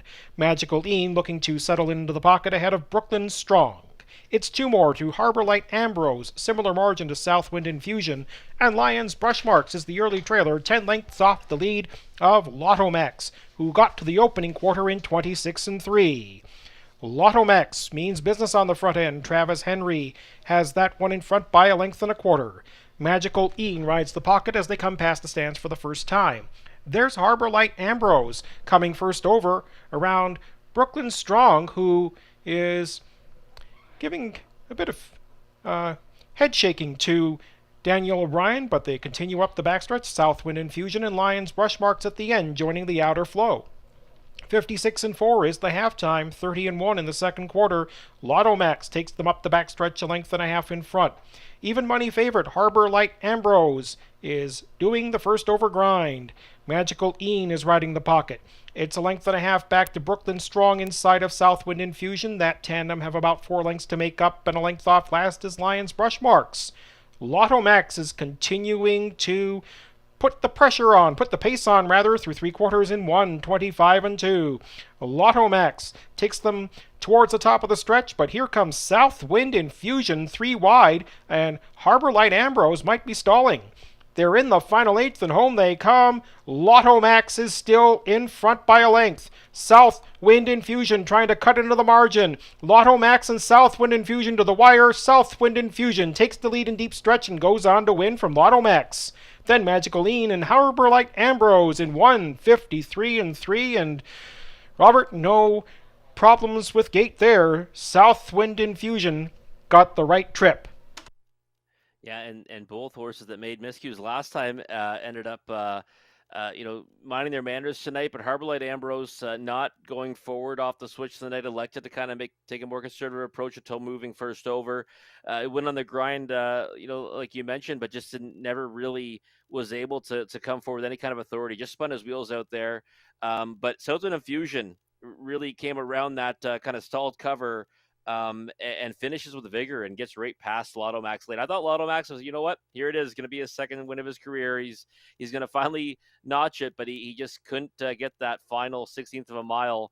And Southwind Infusion just too strong in the final strides there. And I knew one of them would really give an opportunity to take back some value. It ends up being Southwind Infusion. It does end up being Southwind Infusion. And another interesting pattern I notice here as we see the finish in slow motion. The 2 horses that have had that bout of seconditis, Lotto Max and Magical Een, second place in each of their last 3 starts, those are the horses that finished second and third. Yeah, they just certainly have an affinity for those underneath spots, right? I mean, it's just kind of been the way things have gone for them. I mean, they both have tactical speed, which is a huge advantage, especially over a surface like this, and they do enough to kind of stick around. And they end up getting rewarded by second and third place finish. Harbor Light Ambrose, I'll come back to him another day. But either way, great job, Adam. Great job on the race call, and great chatting with you. Thank you very much, Robert. Great chatting with you as well. Here's number 4, Southwind Infusion. Returning to the Grand River Winner's Circle from race number 6. 3-year-old bay gelding by Always Be Mickey out of Southwind Inertia. Owned by Gino Toscani of Mount Hope, trained by Ashley Lenvoy, and driven to victory by Jay Harris. Time 1:53.3. That's 5 wins and 25 starts this year, and 5 lifetime victories.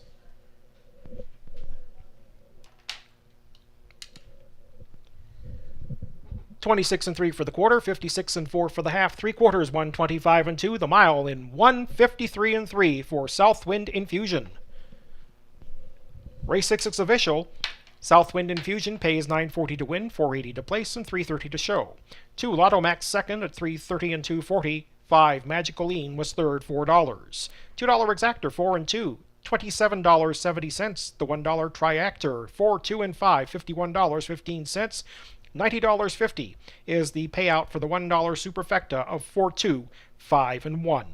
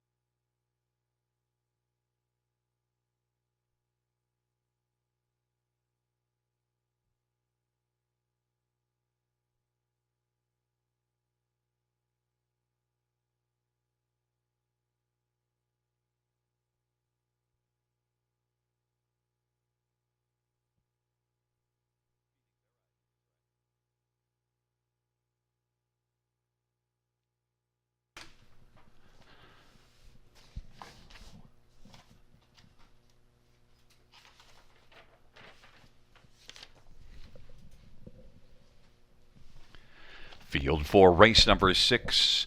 Order finish top down is a 4-2-6-1-3-5. That is 4-2-6-1-3-5 on the bottom.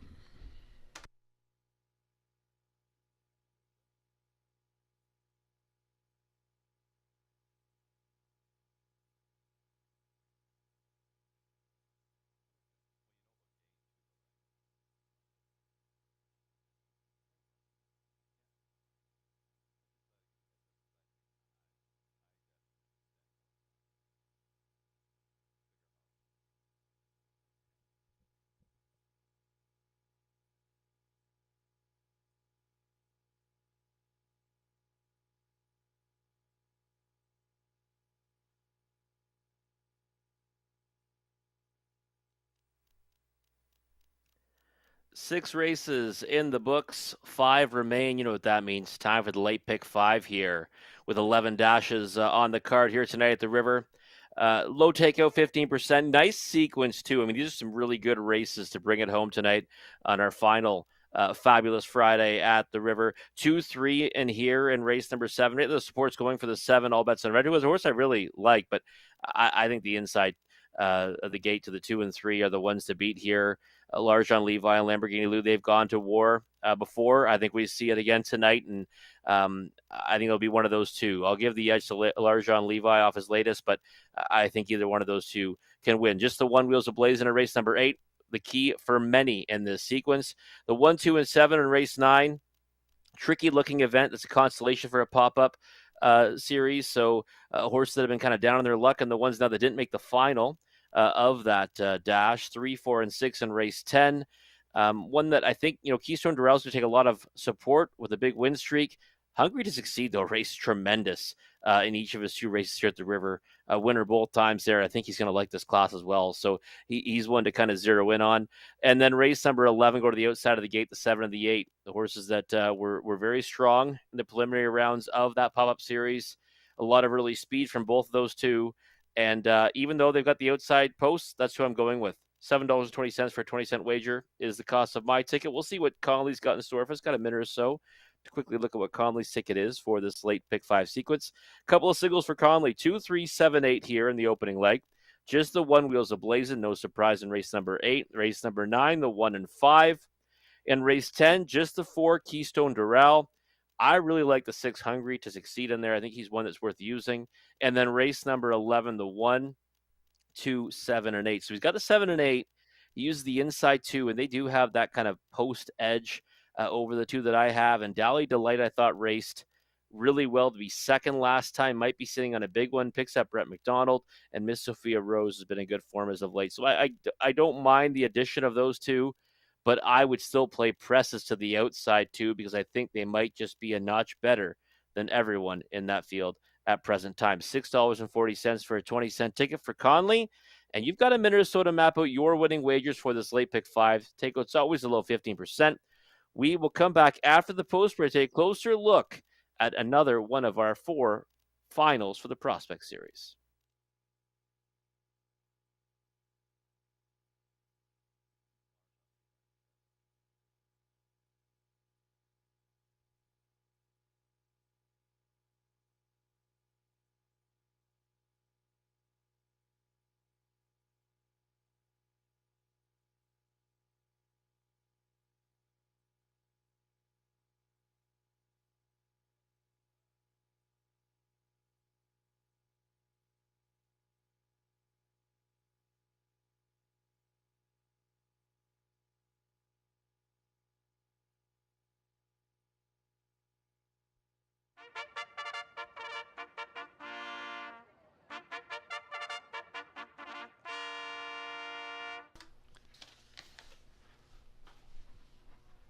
Field 4, race 7 on parade 1. Vogue Blue Chip, Todd Ratchford for Rod Boyd and Rick McNeil and John Osinga.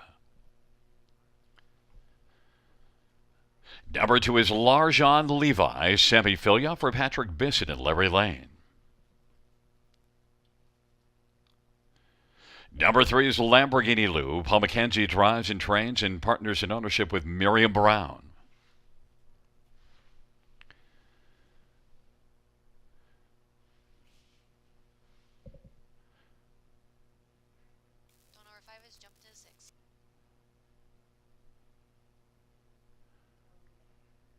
Number 6, Jimmy Whispers, Austin Sorry for Mike Whitnioski and Annalita Leonardis.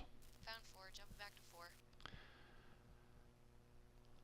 4 is World Revival, Anthony Hunt from McCrone and Hunt Racing.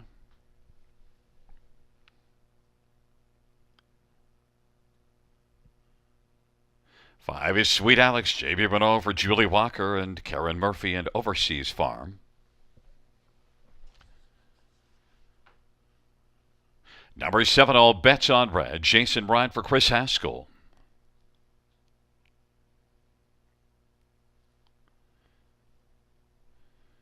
8 is Tricky McWicky, Brett Madonna for David Fry, Stewart and Patricia Bolander.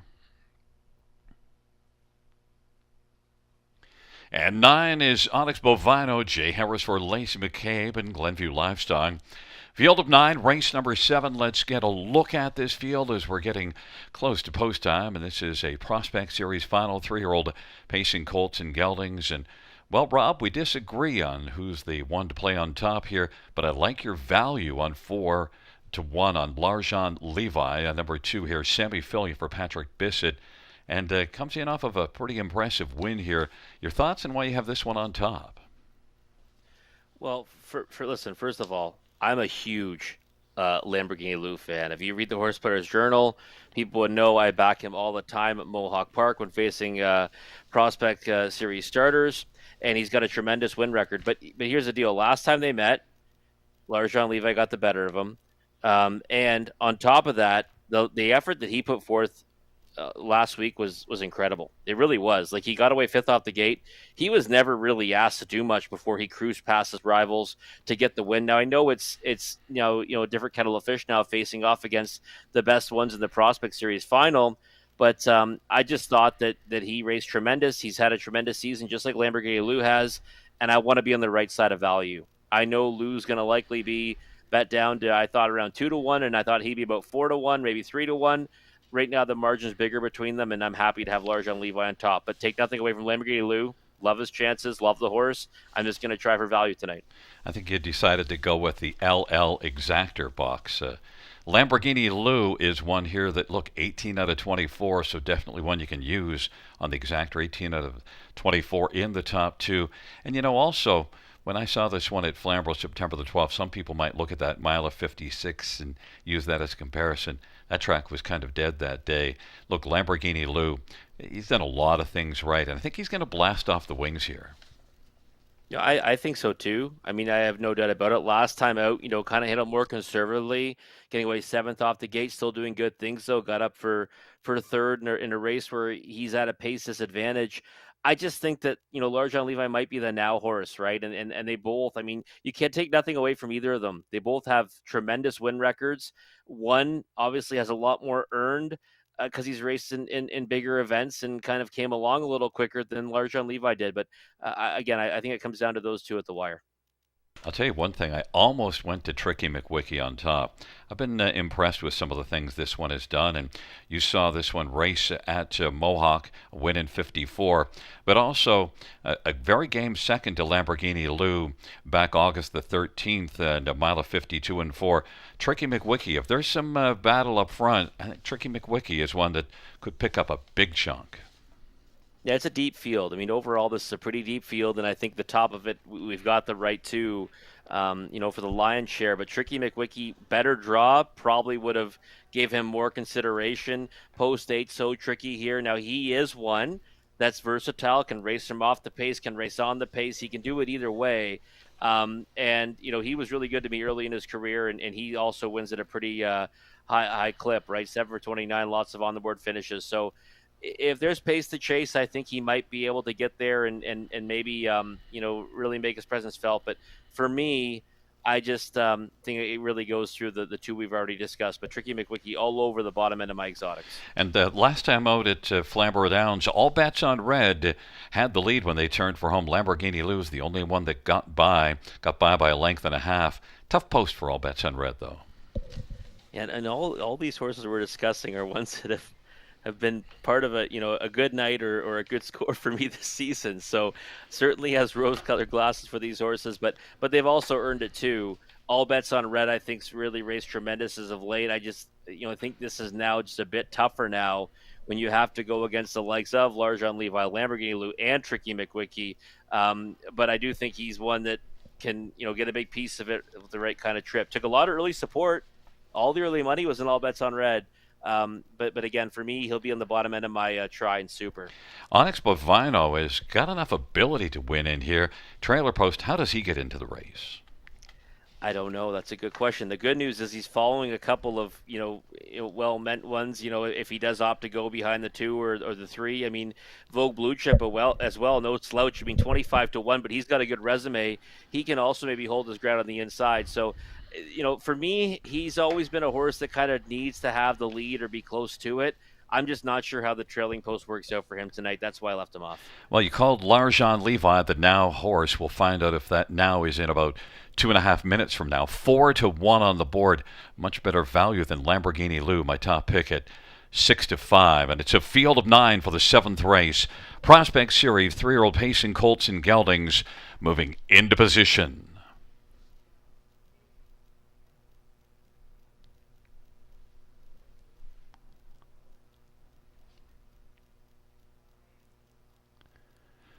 Field for the 7th race. Gathering speed approaching the start.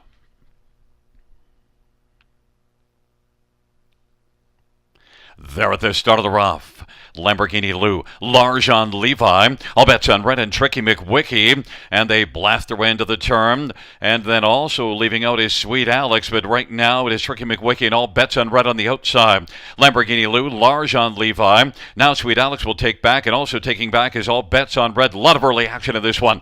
Larjan Levi, Lamborghini Lou, and then racing on the inside, Onyx Bovino got out well from the trailer post, and on the outside Tricky McWicky, and racing 5th is Vogue Blue Chip.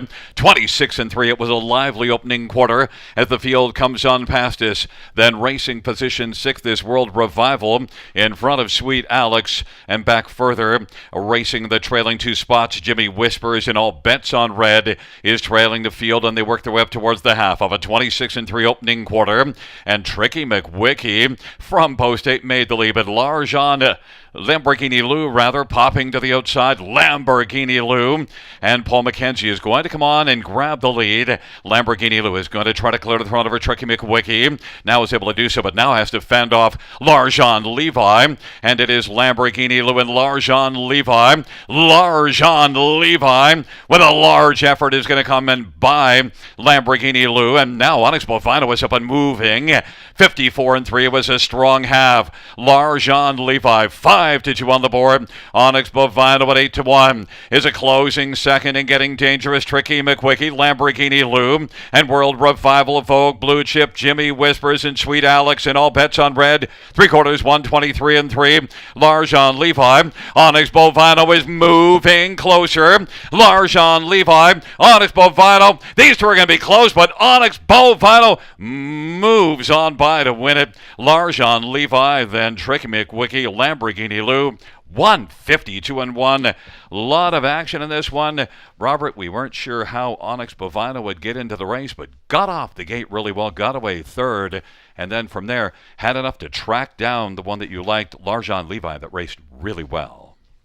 Yeah, Larjan Levi raced absolutely huge. I mean, you can't fault anything he did there. It just didn't work out, and there was just tremendous action early. I wasn't too sure that the outside horses were going to blast off the gate like that. I knew they would likely want to get into the race at some point, but I mean, it was a war in the early stages. I mean, 26-3, 54-3, and then his hand being forced to move first up, and then Lamborghini Lou coming underneath them, and then having to take that one on before Onyx Bovino coming at him late. But you know what? Jay Harris gave a tremendous steer in Onyx Bovino, because I said, how does he get into the race? Well, he really had to kind of thread the needle early to get into that position. And I actually was thinking, you know what? He's in the right spot for the way this race is going. He's kind of in the right spot because these horses are getting used so hard on the front end, and he's kind of just been able to tuck in and sit a better trip. And of course, he had the freshest legs in the stretch, and he goes right on by Larjan Levi, and it might have done so easier too if they kind of didn't get close to each other in deep stretch there. But again, Larjan Levi, I can never be upset at an effort like that. I mean, you bet a horse that at a decent price, and he raced his heart out, but he has to settle for second. The horse that you got to be impressed with, Tricky McWicky, post 8, did a lot of work to get only 3rd out of that. Yeah, no, he raced really well. He blasted off the wings of the gate. I thought maybe he'd be the one that would be there if there was a hot pace, be there in the late stages. That might have worked out better for him, but hey, he still finishes a real strong 3rd. And Lamborghini Lou, I mean, he did a lot of work as well and ends up finishing 4th. Just speaks to how good that race is. 52-1, and one that was even money that probably many thought might be a slam dunk in here has to settle for 4th because that's just the quality of the race. Well, 8-1 on Onyx Bovino. Back in front of Exotics Bovino, 3-year-old Better is Delight Bay Gelding by Glenview Livestock, trained by Lacey McCabe. Jay Harris, the winning driver. Fifth win for Onyx Bovino. 152-1, taking the Prospect Series final for 3-year-old Pacing Colts and Geldings.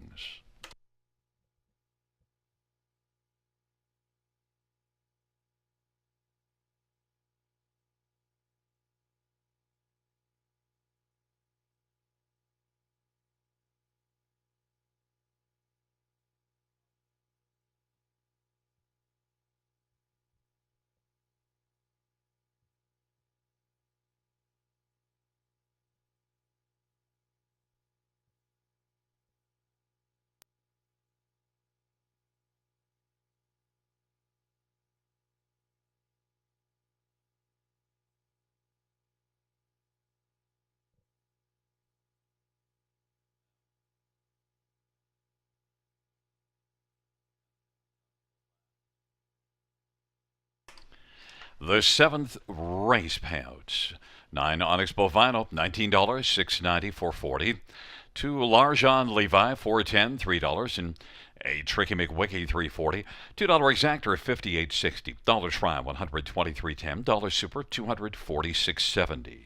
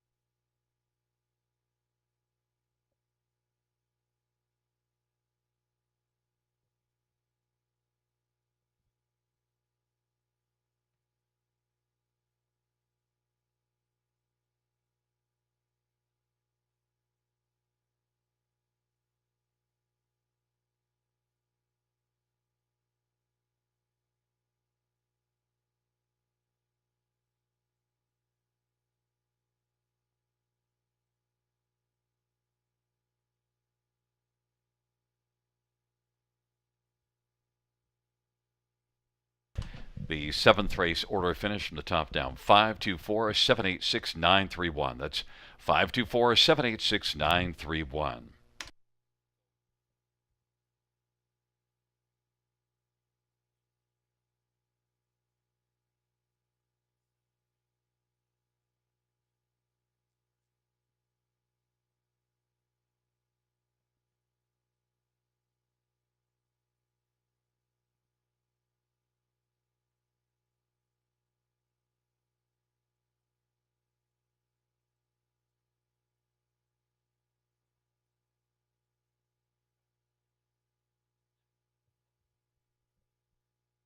And fans, just a note, congratulations to Jackie and Andy. They are celebrating their wedding today. Congratulations to Jackie and Andy.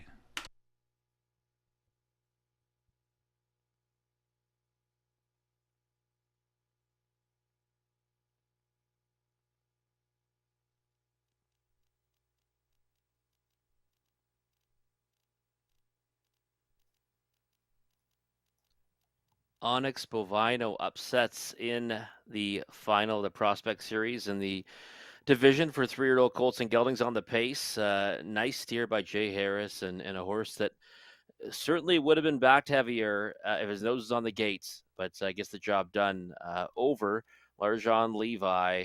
But now moving on to another Prospect Series final in race 8 and also the start of the late pick 4, low takeout 15%. There's my ticket. Not going against the one Wheels of Blazing here. He's really dominated rivals in the Prospect Series and certainly can have his way with this group if he just goes out there, minds his manners, and gets any kind of reasonable trip. He's going to be a heavy favorite. Not many are going to side against him, so we're not reinventing the wheel here, but we're going to single him here in race number 8. 1, 2, 7 in race 9. Much more difficult looking race, pop-up series Constellation. I do think that you've got to respect the 1 and the 7. I threw in the 2 Rave Review as well, just thinking maybe the right kind of trip might get her to the winner's circle. That she's 1 for 34 in the season. 3, 4, and 6 in race 10.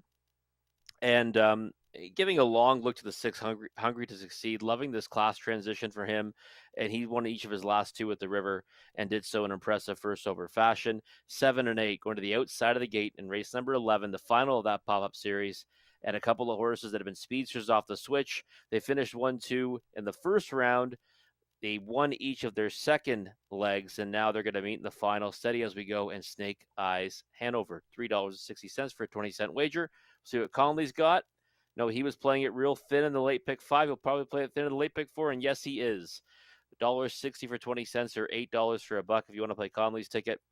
Wheels of Blazing singled, then just Tribal Dancer and Anchor So Real. Race 10, just the 4 Keystone Doral. And then in the money leg, the finale, 1, 2, 7, and 8. So he does have the 7 and 8 on the ticket, but he's going to use the inside 2 as well. And they've both raced well. Miss Sophia Rose actually won the first leg at a decent price of 4-1. Third in the second leg, Rail Control is going to help her, and Dally Delight, one that's certainly been in good form as of late. So I don't mind utilizing those 2, but I wanted to kind of play it thinner there in the end, and that's why I just stuck to the outside 2 on the gate. But $1.60 for Conley's ticket. Well, you got a Minnesota map out your winning tickets for this late pick 4 sequence. Again, the takeout's always a low 15%. And we'll come back after the post for a closer look at another one of our Prospect Series finals.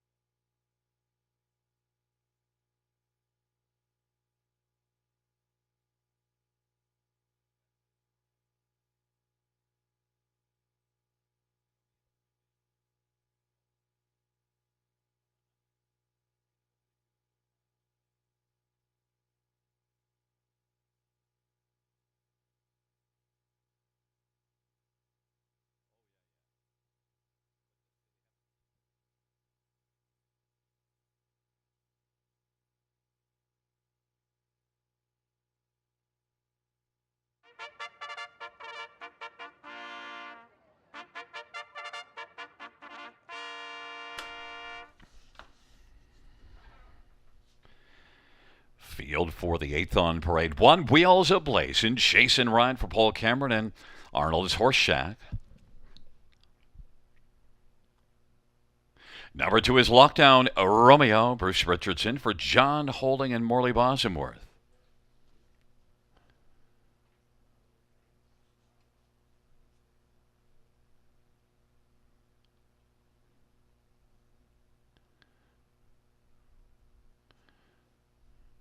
Number 3 is Mass Action, Sammy Fillion for Julie Walker and Wade Piccone.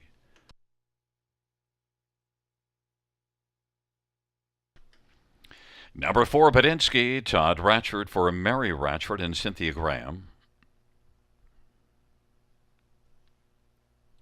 And 5, Living at Large, Lauren House, drives and trains for Chantel Ruiz. Field 5, race number 8. And, well, Rob, not surprised at all at the 1 to 5 and Wheels Ablaze. And if it goes up, it's not going to go up by very much, I don't think.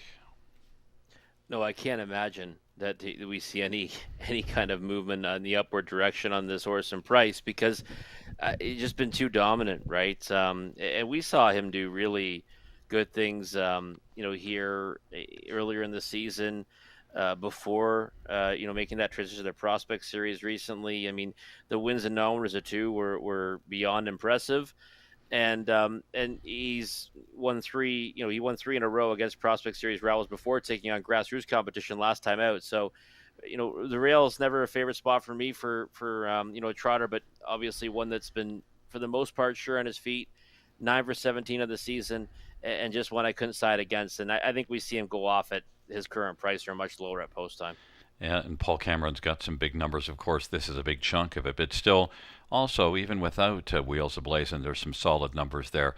Paul Cameron, one of the good guys in this business. Jason Ryan's been on a bit of a heater of late, and it helps even more. Not that Wheels Ablazing needed any help. It gets the inside post position.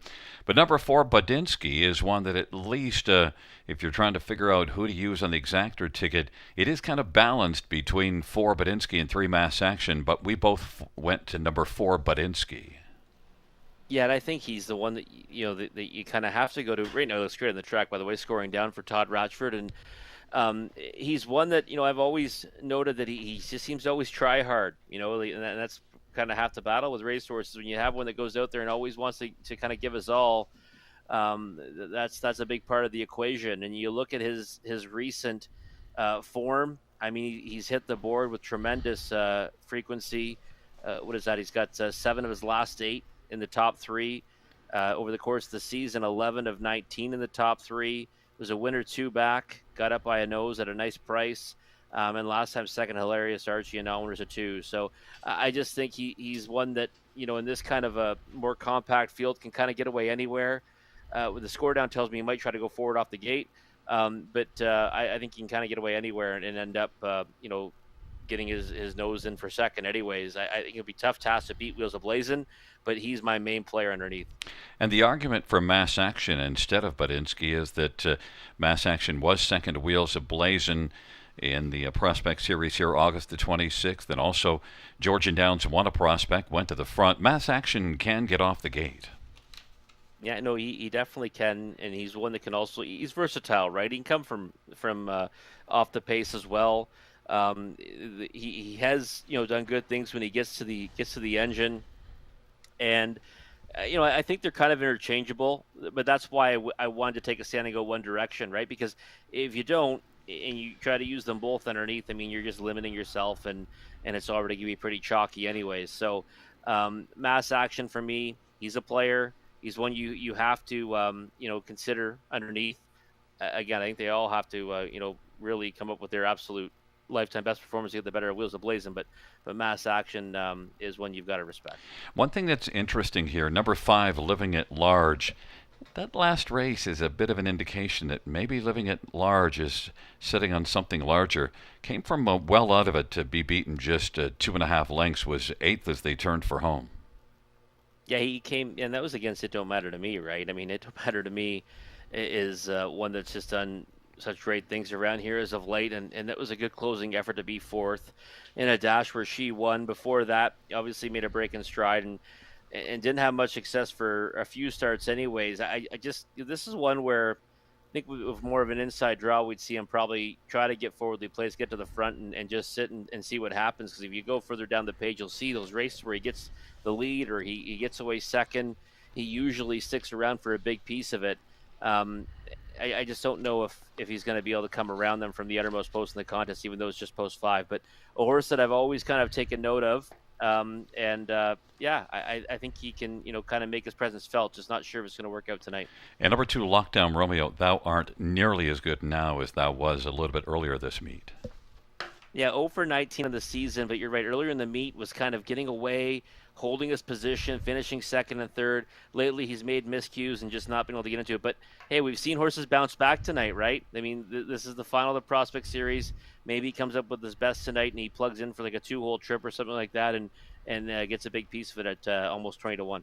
Well, Wheels Ablazing is 2 to 5 on the board on the inside right now with this field of 5. The Prospect Series final 3-year-old trotting colts and geldings nearing the start.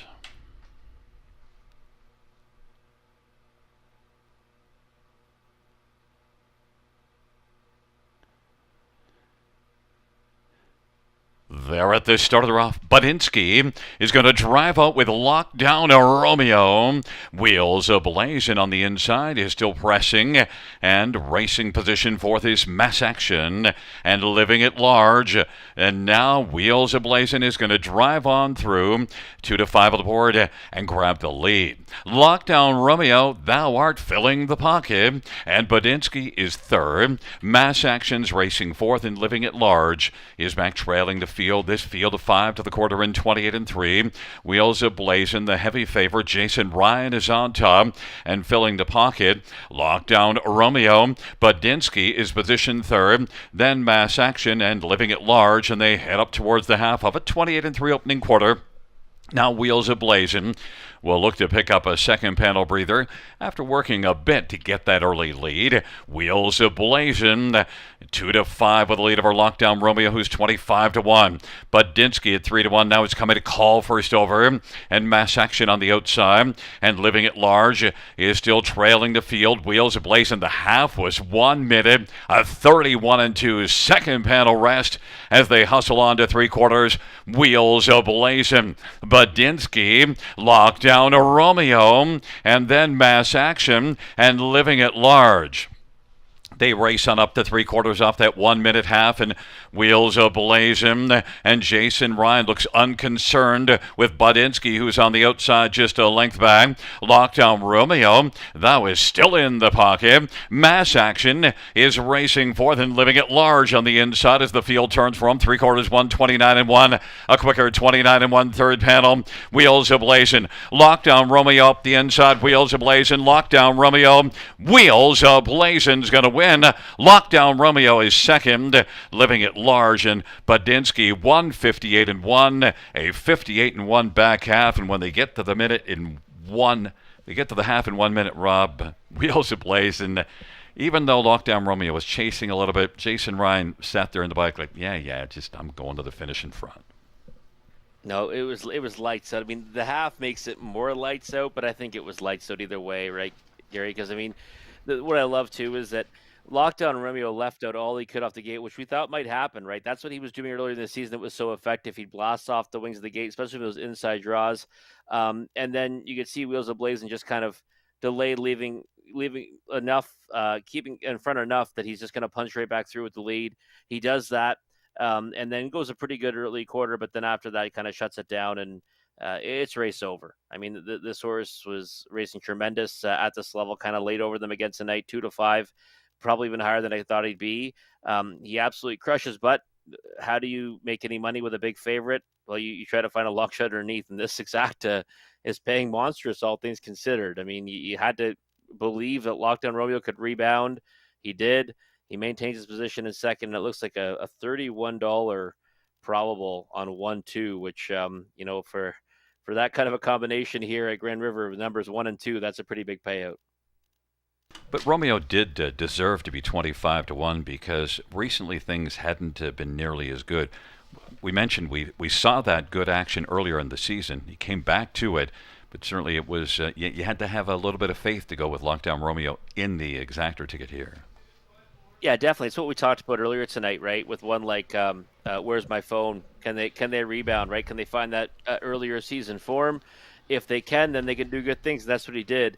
And we talked about Budinsky and Mass Action. Which one to use underneath? Well, How about neither of them, and they both miss the try as well? You get living at large on there, so you get the shortest price horse with the two longest price horses underneath. That's the way, at least, to get this try on a 2-5 win. Wheels Ablazing back in front of us, victorious, and Wheels Ablazing. 3-year-old Wheelin' and Dealin' Bay gelding by Arnold's Horse Shack. Paul Cameron, the trainer. Jason Ryans, the winning driver, 10th win this year, 11th lifetime. Wheels Ablazing, 158-1.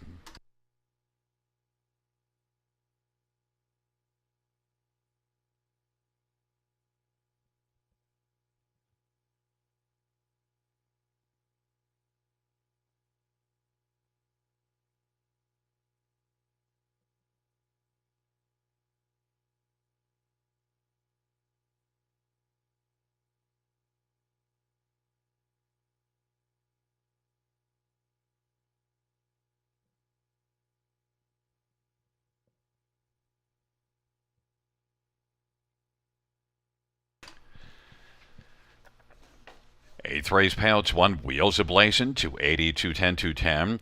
2 Lockdown Romeo, $10.30, $5, and 5 Living at Large, $4.50. $2 Exactor, $30.50. Dollar Try, $61.10.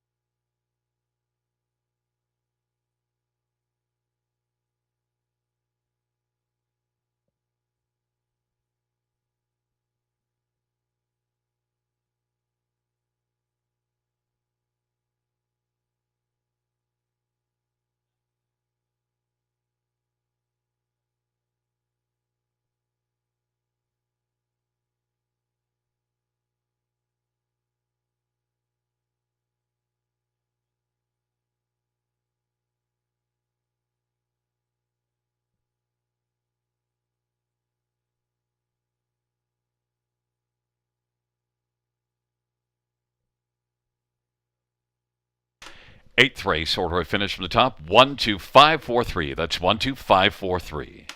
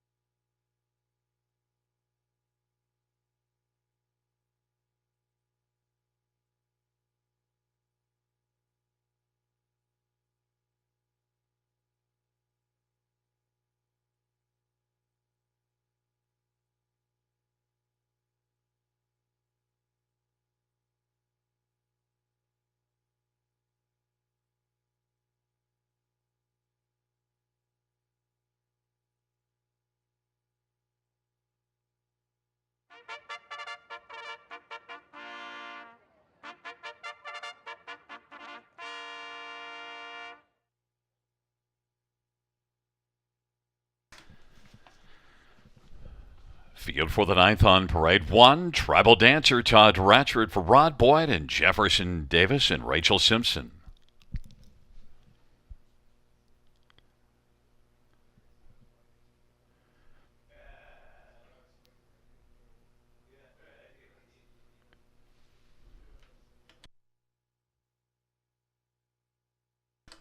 Number 2 is Rave Review, Martin Lachance for Stephen Taylor and Brett Taylor. 3 is Sheila's Brush, Sammy Filia for Ken Oliver and Milton Young. 4 is Scratched. 5 is Anchor So Real, Garrett Rooney for Patrick Bissett. And number 6 is Brave Chick, Austin Sorry for Joe Montour.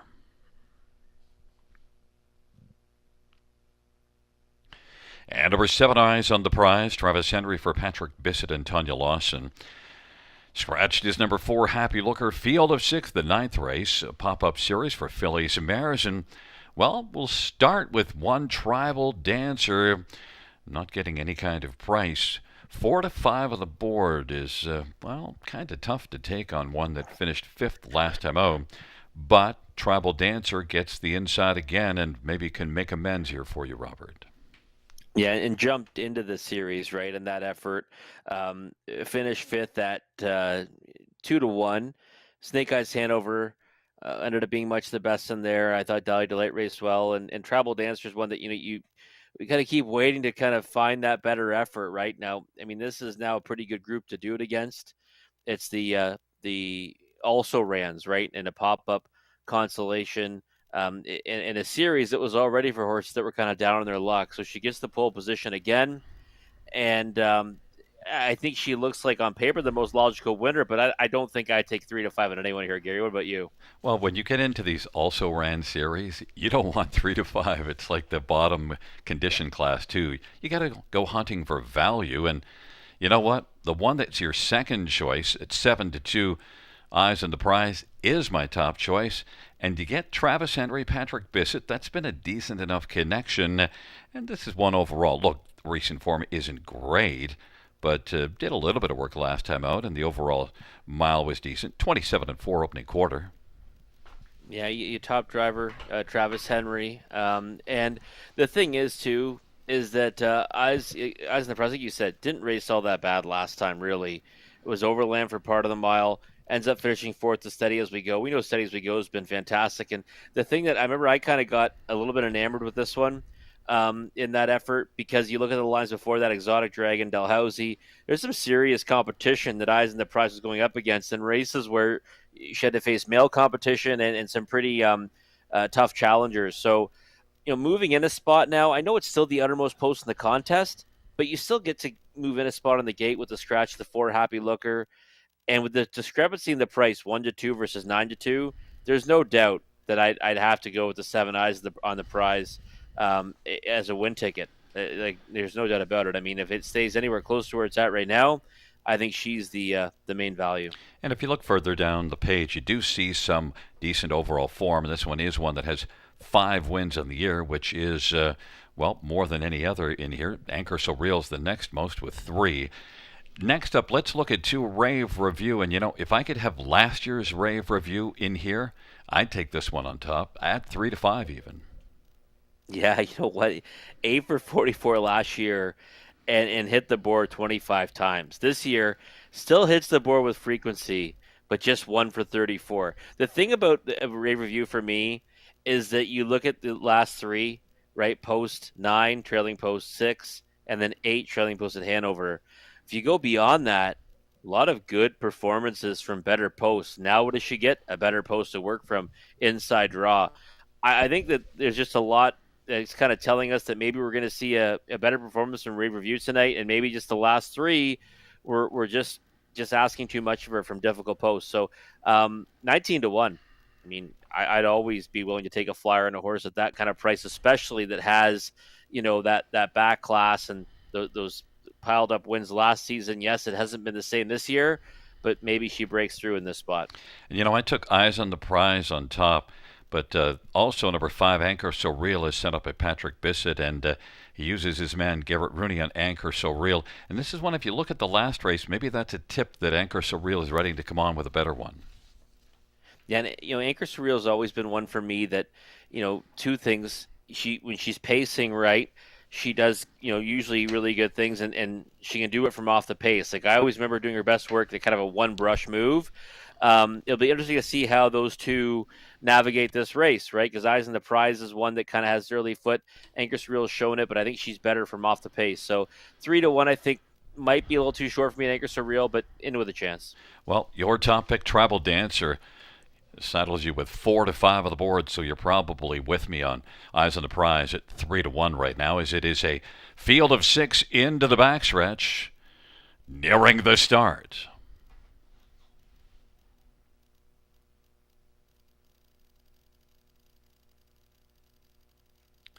Field for the 9th race.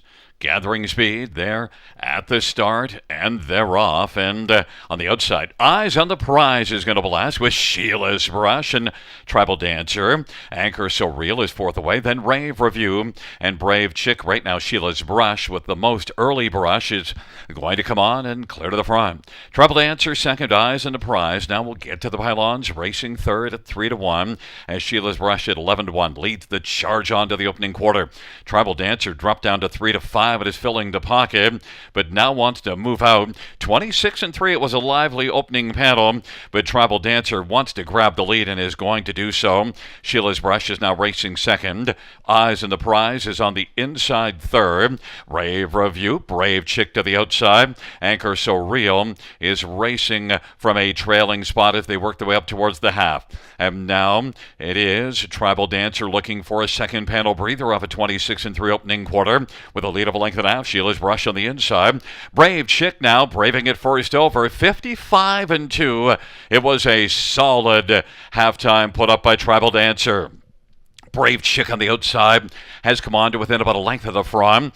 Sheila's Brush is 3rd. Eyes on the Prize is well situated 2nd over. Rave Review on the inside. And Anchor So Real 3 to the inside, 3 to the outside. Tribal Dancer 3-5 still with the lead. Brave Chick at 20-1. Sheila's Brush is on the inside. Eyes on the Prize is still 2nd over and about 3.5 off the lead. And now is going to take a look out 3 wide, but isn't advancing right now after popping out. Then Rave Review. Anchor So Real 3/4 124-2. Tribal Dancer off strong fraction. Sheila's Brush is racing 2nd. Tribal Dancer continues to dance to the finish. Tribal Dancer 3-5. Sheila's Brush, then Rave Review and Brave Chick. Tribal Dancer, well, we didn't want 3-5, but you know what, Rob? Sometimes you just got to take what you can get, and you got a strong performance in one that was in no doubt of winning when they turned for home. Yeah, there was kind of no doubt at any point. I mean, just what? Sometimes you need to get down to that softer company to get that heart building win, right? And last time out, probably the same game plan as that, but wasn't able to get the job done, fading back to 5th. This time around, you facing those also rans. I mean, they weren't able to go with her, right? 26-3, 55-2, legit fractions on the engine, and she just keeps on rolling. And a horse that had so much success at 2, just that one victory this year, 4 starts ago, and now this might, and hopefully will start a snowball effect for her because she showed a lot of talent at the age of 2. Sheila's Brush 2nd, nice effort. We didn't talk about that one. Nice effort though. Got forwardly placed and maintained her position. And Rave Review, certainly raced well enough to be 3rd as well. So another race where you see the favorite winning it, but a couple decent prices underneath. And keep an eye on Tribal Dancer going forward because off of those strong fractions, not exactly being chased at the finish. No, not at all. Not at all. She was strong right to the wire.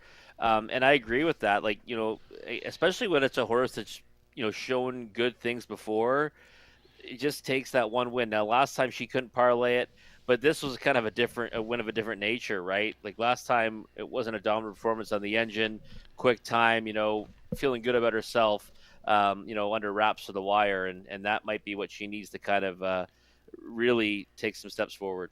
And she was really good at two, so maybe there are some big things yet to come. Yeah, I'd hope so. Like I said, I really enjoyed her at two when she had 8 on the board finishes in 10 tries. And like I said, this year has been a little bit tough for her, but maybe now she's ready to kind of string some good performances together. Back in front of us, Tribal Dancer, 3-year-old Sunshine Beach Bay filly. Owned by Jefferson Davis, Rachel Simpson, Rod Boyd, the trainer, Todd Ratchford. The winning drive, second win this year, 5th lifetime Tribal Dancer, 154 flat.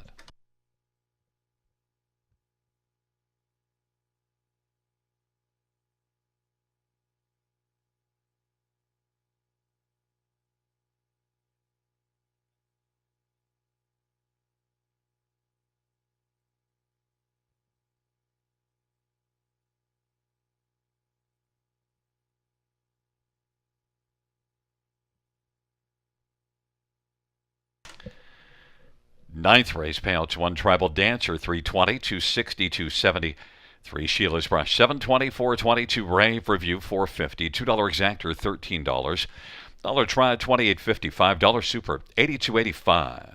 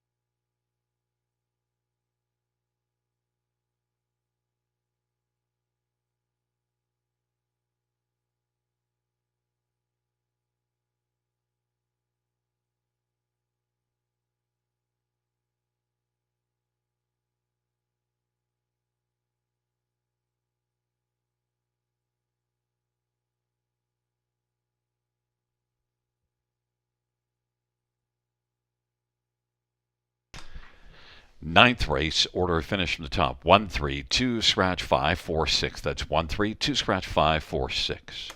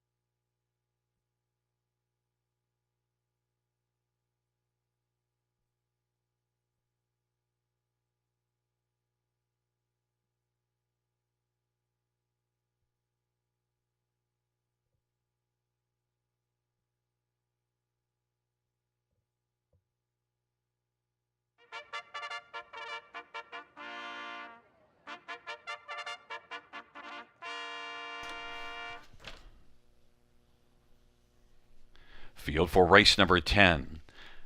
On parade 1, Bet on Sunshine. It's Garrett Rooney for Paul Ritchie.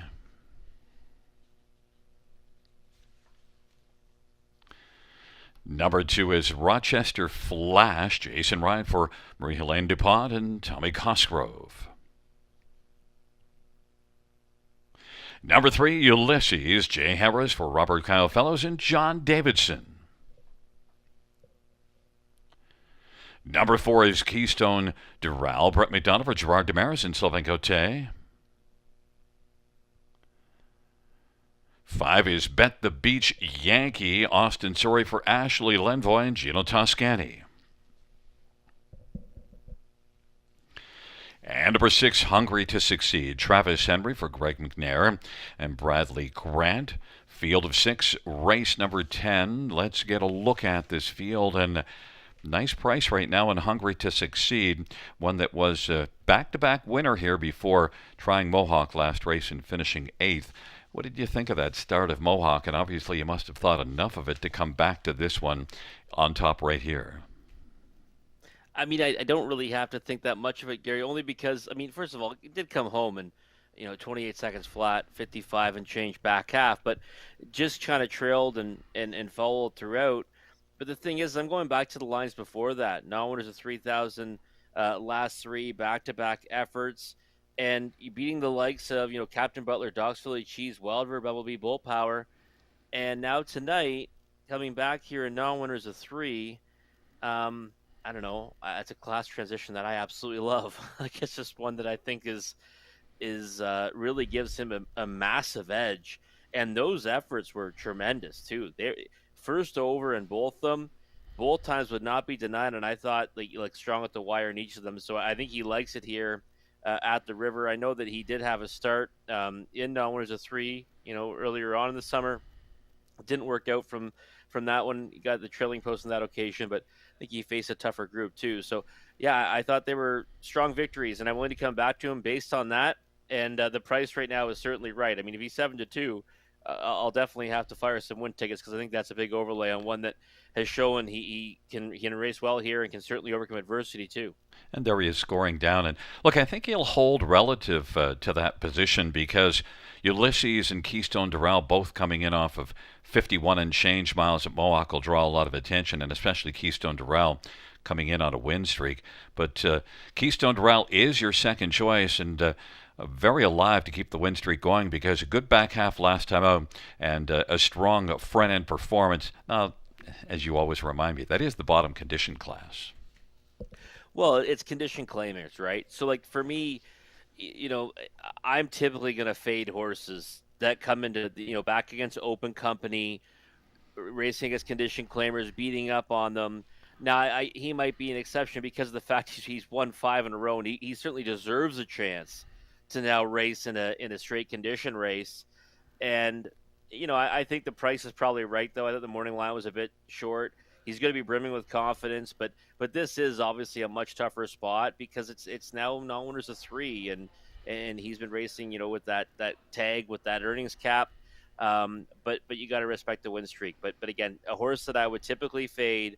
It's a situation that I love playing, in reverse, going from this class to a condition claimer, and playing against it when they come in the other direction. I went to 3 Ulysses, but I'm disappointed that this one is even money. That last race, look, this one closed hard, and the race went to 55 and 2 to the half at a mile of 49 and 3, so not much Ulysses could do with that. And monsters too, right? And against monsters, Chain Gang. He didn't come back and race all that great in the golds last night, but Calico Jack, Hanover, Lose World, that's a real strong group.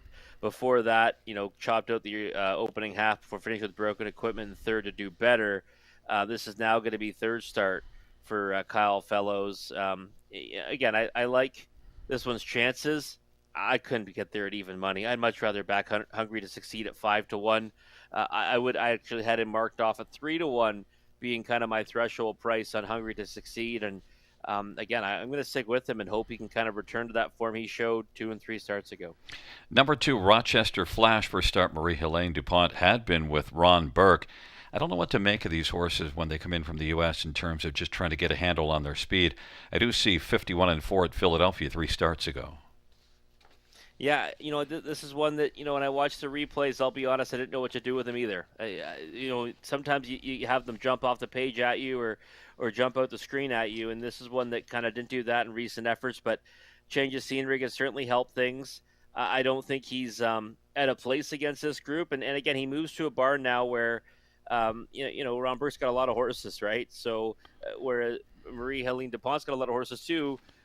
Probably one that will likely be getting a little more attention now, and might be able to kind of take a step forward, getting that change of scenery. So I kind of just put him underneath tonight and wanted to watch him one start, in with a chance, but I think probably a smaller share. Quick thought on Bet the Beach Yankee. The last 2 times that he was here in this class, winner Gagnon. Yeah, he was kind of intriguing to me. I can't believe he's 23-1. This is a good race. I mean, honestly, I don't think the odds board from top to bottom, the margin's way too big for me. I think he's in with a chance too to get a piece of it. And again, I'm going to stick with Hungry to Succeed, though. He's my top choice. Yeah, I have Ulysses, but I don't like 6 to 5, so I'd probably be with you. Although my second choice is Keystone Doral. It's a field of 6. Race number 10, they're at the start and they're off. And Bet the Beach Yankee is going to explode on out of there. Ulysses on the inside, Bet on Sunshine. Keystone Doral, Hungry to Succeed, and Rochester Flash. Bet the Beach Yankee at 11 to 1. Right now, leading by about 2.5. Ulysses 5 to 2 now popped up, and then Keystone Doral is racing third. Bet on Sunshine, Rochester Flash, and Hungry to Succeed is watching 5 in front of him as they race their way on towards us. 26 and 1 opening quarter. Bet the Beach Yankee freewheeling on top right now for Austin Sorry. Ulysses is right now marching second. Keystone Doral, then Bet on Sunshine as they work their way towards the half, and then further back we go to Rochester Flash, who has yet to flash, and Hungry to Succeed. And they work to the half in 53 and 3. Bet the Beach Yankee is in a hurry to get his work done this evening and leads by about 6 or 7 lengths. And now racing second, Keystone Doral. Ulysses on the inside third. Bet on Sunshine. Bet the Beach Yankee continues to march, and they race on by 3/4. Bet the Beach Yankee's all alone on top. That lead isn't shrinking just yet. It's about 8 lengths. 3/4, 121. Bet the Beach Yankee as the field turns for home. Ulysses is racing second. Keystone Doral. Bet on Sunshine as the field turns for home. And Rochester Flash and Hungry to Succeed off 3/4 of 121. Bet the Beach Yankee at 11 to 1. Bet the Beach Yankee still is in front, getting a little leg weary, but has enough space in behind to win it and take it over Ulysses, who was beaten a length and a half. Then it was Rochester Flash and Bet on Sunshine.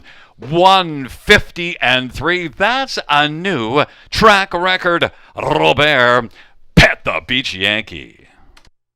Wow, that's quite the performance. You know what? If I would not have had that on my prop sheet that there would be a track record not one is a 3 tonight or any race tonight, Gary. But you talked about this horse last one we talked about, and it's funny as you kind of mentioned him. They're going to the gate. They're 25 to 1, I think 25 to 1. He drops to 11 to 1. So he took a lot of late money, and boy, oh boy, did he ever get launched off the car. 26 and 1, 55 and 3, 121. And I'm thinking, okay, well, he's going to stagger home. He got tired late, but he doesn't stagger home. He hits the wire in 50 and 3. I mean, new track record. Probably unheard of, really, to see that in an hour as a 3. But a huge effort for a horse that, again, you mentioned, last 2 times in this class, he was a winner, but he didn't do it like that. Yeah, well, maybe he just looked around and said, oh, I remember this place. This is the place where I go to win. Yeah, and this time he's just freewheeling on the engine. Ulysses, someone told them that they were going to pace the mile in 150 and 4 tonight, they'd think, wow, we're going to tie the track record and win by many, and you end up finishing second. Pretty wild race. And I mean, I'll be honest, I'm man enough to admit that when I'm wrong, I'm wrong, and I was dead wrong about that race. I loved Hungry to Succeed. He was never in it, and the winner was just an acre the best. Yeah, and look also, Bet the Beach Yankees, sometimes just horses for courses because he'd been racing. Flamborough, the track is dead right now, just not working out, and he raced at Mohawk in 52 and 2, but today it was let's go to the front, let's rock and roll. Yeah, monstrous effort. Like I said, track record likely going to hold up, right, for the for the rest of the season. So looks like this will be the mark to set next year. It's a 5-3-2-1, and back in front of us is number 5, Bet the Beach Yankee. Bet the Beach Yankees, a 3-year-old betting line. Brown Colt on Gino Toscani, trained by Ashley Lenvoy.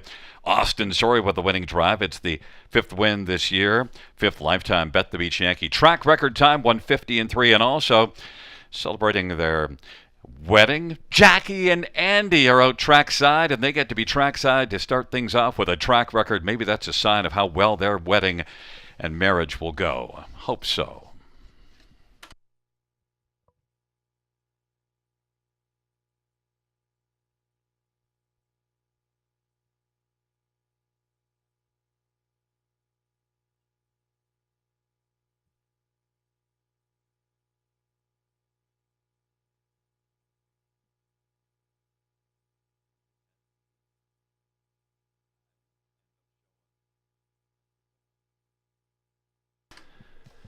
Tenth race, payouts 5. Bet the Beach Yankee, 2540, 1060. 3 Ulysses, 390. $2 exactor, 83.60. Dollar try, 213.30. Dollar super, 1,040.35.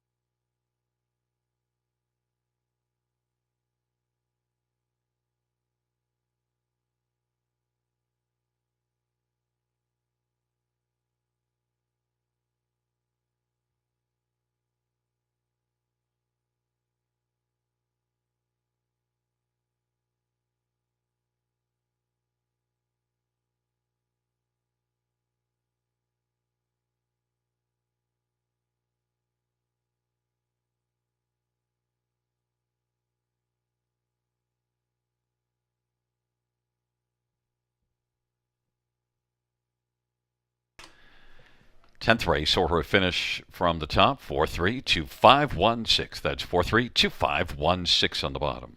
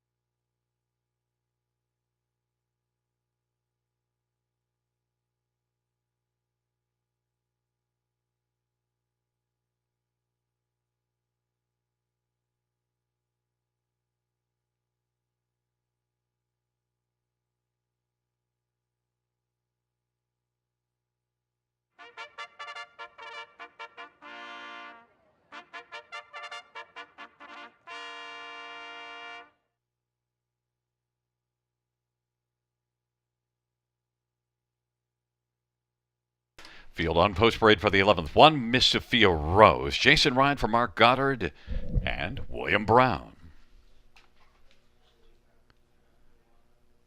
Number 2, Dally Delight. Brian McDonough for Jason Woodward and Arlene McIntyre. 3 is Full of Personality. Travis Henry for Ashley Lenvoy.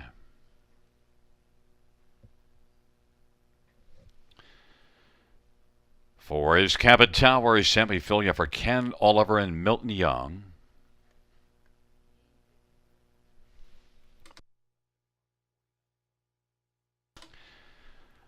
5 is Land of Paradise. Lauren House for Scott McNiven and Brother McNiven and Thomas Broadhurst. Number 6, Artistic Meadow. Jay Harris for Mark McCormick.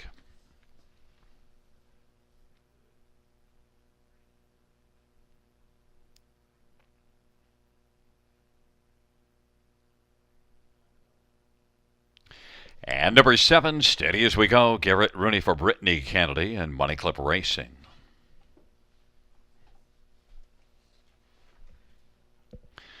8 is Snake Eyes, head over Austin. Sorry for Riley Simpson and Shengo. And 9 is Better Deal, Daryl Thiessen for Ashley Lenvoy and Gino Toscani. Let's get a look at this field for the final dash of the evening. And, well, Robert, we decided to hang out on the outside of the gate.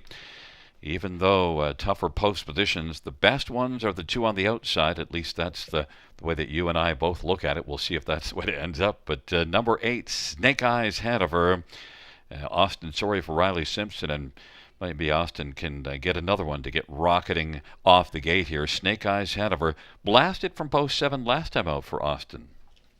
Yeah, I think that's the game plan. I mean, you see it last time out, blasted off the wings of the gate, ended up sitting second for part of the mile, then came to the outside and just kind of sat out there before forging a lead in the stretch. And before that, sat the 2-hole, 2 steady as we go from post 6, and was just too much to handle in the stretch. So I mean, I think this horse is an overlay right now at 3-1. Can't imagine that price stays there, but Austin's been sending them. And you look at this race, Gary. I mean, the 7 and 8. I mean, I always hate it backing a horse when the horse right beside them has a lot of speed, but I think they'll both kind of blast out of there, and they might be able to still just kind of keep on driving to line up 1-2 off the switch. I think that's their best path to glory for each of them. But I give the edge to Snake Eyes Hanover. And for me, it was close, but I ended up going the other way because I listened to you when you tell me when the two of them can leave, with the one on the inside of them. So listen, if I'm wrong, I'm just blaming you. Steady as we go. Yeah, so you're sticking with my principles, and I'm going against them, and I get blamed if I end up being right. That's just strange. But anyway, steady as we go. You know what has been fantastic in each of her last 2, and she kind of tipped her hand to that effort 3 back. I thought she looked a lot better on that occasion when getting here to the river, and she's certainly taking a liking to this surface in her last 2. Did all the work before getting beat by Snake Eyes Hanover very late 2 starts ago. Last time didn't have to face that one and just blew her competition away on the lead on a night where I kind of thought front end speed wasn't holding up all that much. But I think it's those two, and I thought they would take the bulk of the support. They're right now co-favorites at 3-1. It's got to be the post because on form they deserve to be heavily back. So I think right at this point it's just the post is having people shy away. Now, if both of those two on the outside get roughed up and things don't work out their way, Dally Delight on the inside certainly has an argument that the thing could come her way. Yeah, I thought Dally Delight raced well last time. If you remember, I was really singing this one's praises, and I watched those efforts at Court the Downs, and kind of said, okay, she's the one that might be able to upset Snake Eyes Hanover, but most likely lands underneath that one. And she finished second, and she kept fighting to the wire to be second to that one. And now she gets a big post edge over both steady as we go and Snake Eyes Hanover. She picks up Brett McDonald on the bike, and I think she merits big time respect. She's not getting it right now on the tote board. She's 8-1 now, 9-1, and I think deserves a lot more respect than that. Number 1, Miss Sophia Rose was in full bloom here September the 13th to win, and last race was credible, finishing 3rd inside post. So you have to use hers probably somewhere on the ticket. Yeah, she's definitely trending in the right direction for trainer Mark Goddard. And you look, she's 2 for 36 in the year, but she's got 11 on the board finishes. 3 of those are in her last 4. She just missed 4 starts ago. She got up for a nice win 2 back, and last time was a decent third at almost 8-1 anyways in a race that was won by Steady as we go. Pole position, I mean, she kind of controls her own destiny. I think she's going to leave out of there, try to sit a trip. If it's sweet enough, then maybe Miss Sophia Rose can get her nose to the wire first. I used Better Deal for 3rd after the 7 and 8, but of course I'm very trip dependent to get the Better Deal from the trailer post into the top 3. It is hard to figure out who's going to leave and how Better Deal is going to get a trip, though. Couple of big wins, though, for Ashley Lenvoy tonight, right? Especially the last one, track record time. I just, I think that's got to play into this race a little bit for everyone. I mean, the Barn certainly had some big winners tonight. This horse has been one's kind of been on the cusp, and she's had some good performances. If she can ever just get the right kind of trip from the trailing post, we saw it in the Prospect Series earlier tonight. One got a perfect steer from there and came out on top, 12-1. that might be the right number here. If things, kind of get a little bit get wonky in the front end, she might be the one to capitalize. Well, it's a field of 9 for race 11. It's been a great night of racing. We have another good race lined up here. And I'm backing 7 steady as we go, and you're on 8 Snake Eyes Hanover. Final dash nearing the start.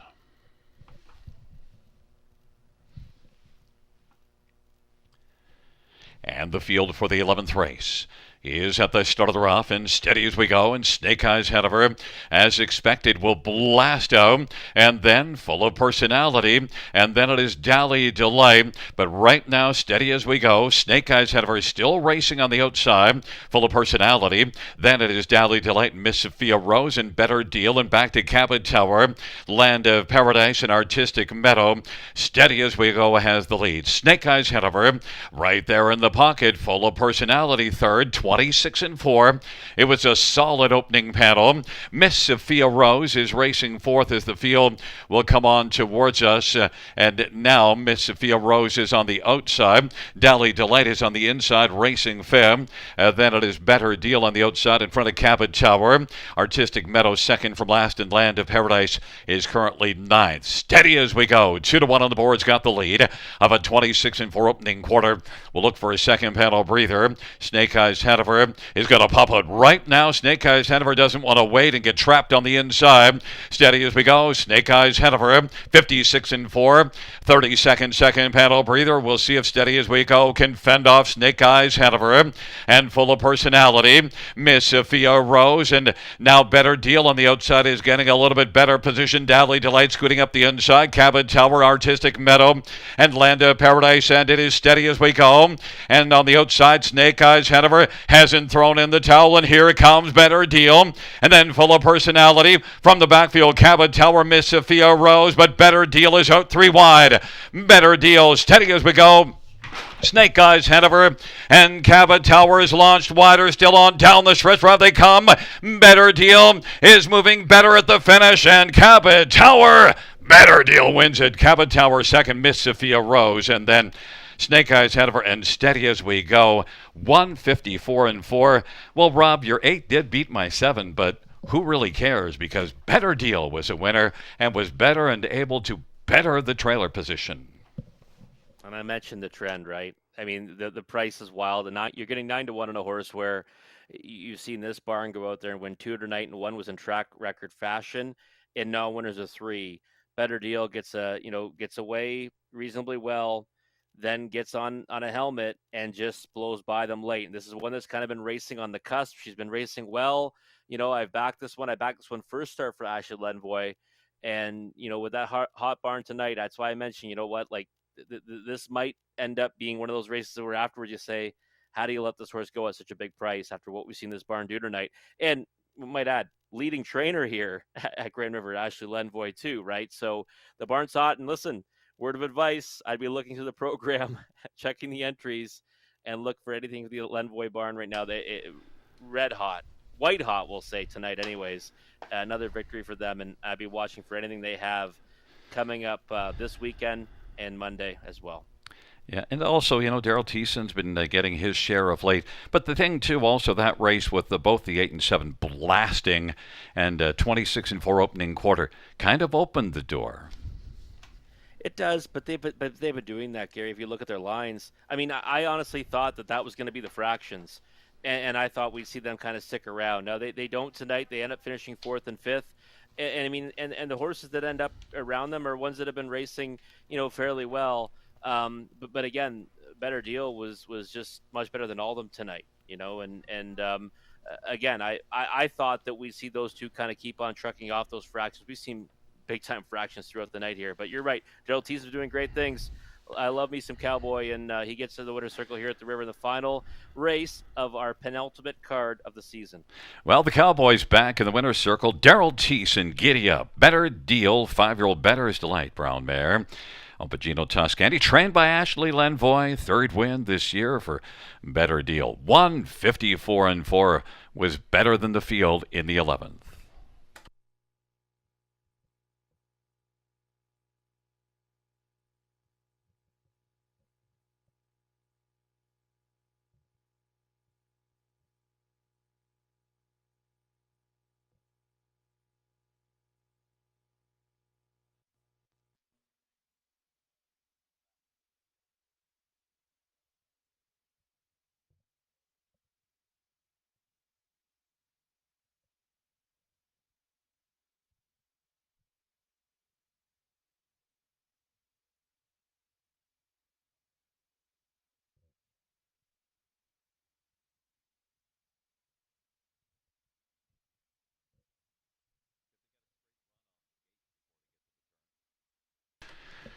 11th race payouts, 9 better deal, 2020, 990, 610. For Cabot Tower, 870, 621. Mississippi Rose, 420. $2 exactor, 169.80. Dollar try, 321.45. Dollar pick three, 239.35.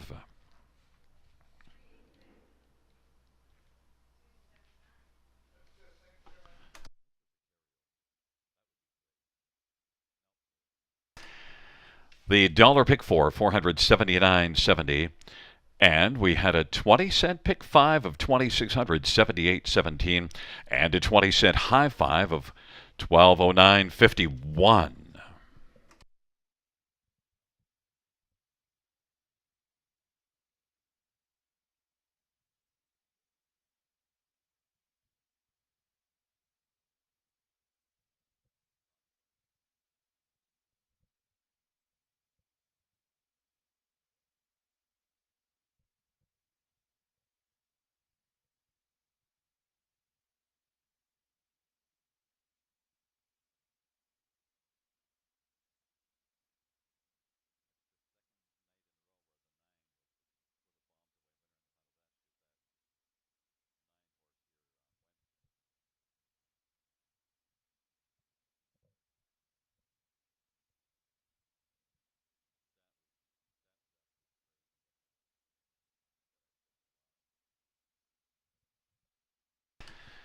The 11th race order finish from the top down, 386-279-541. That is 386-279-541.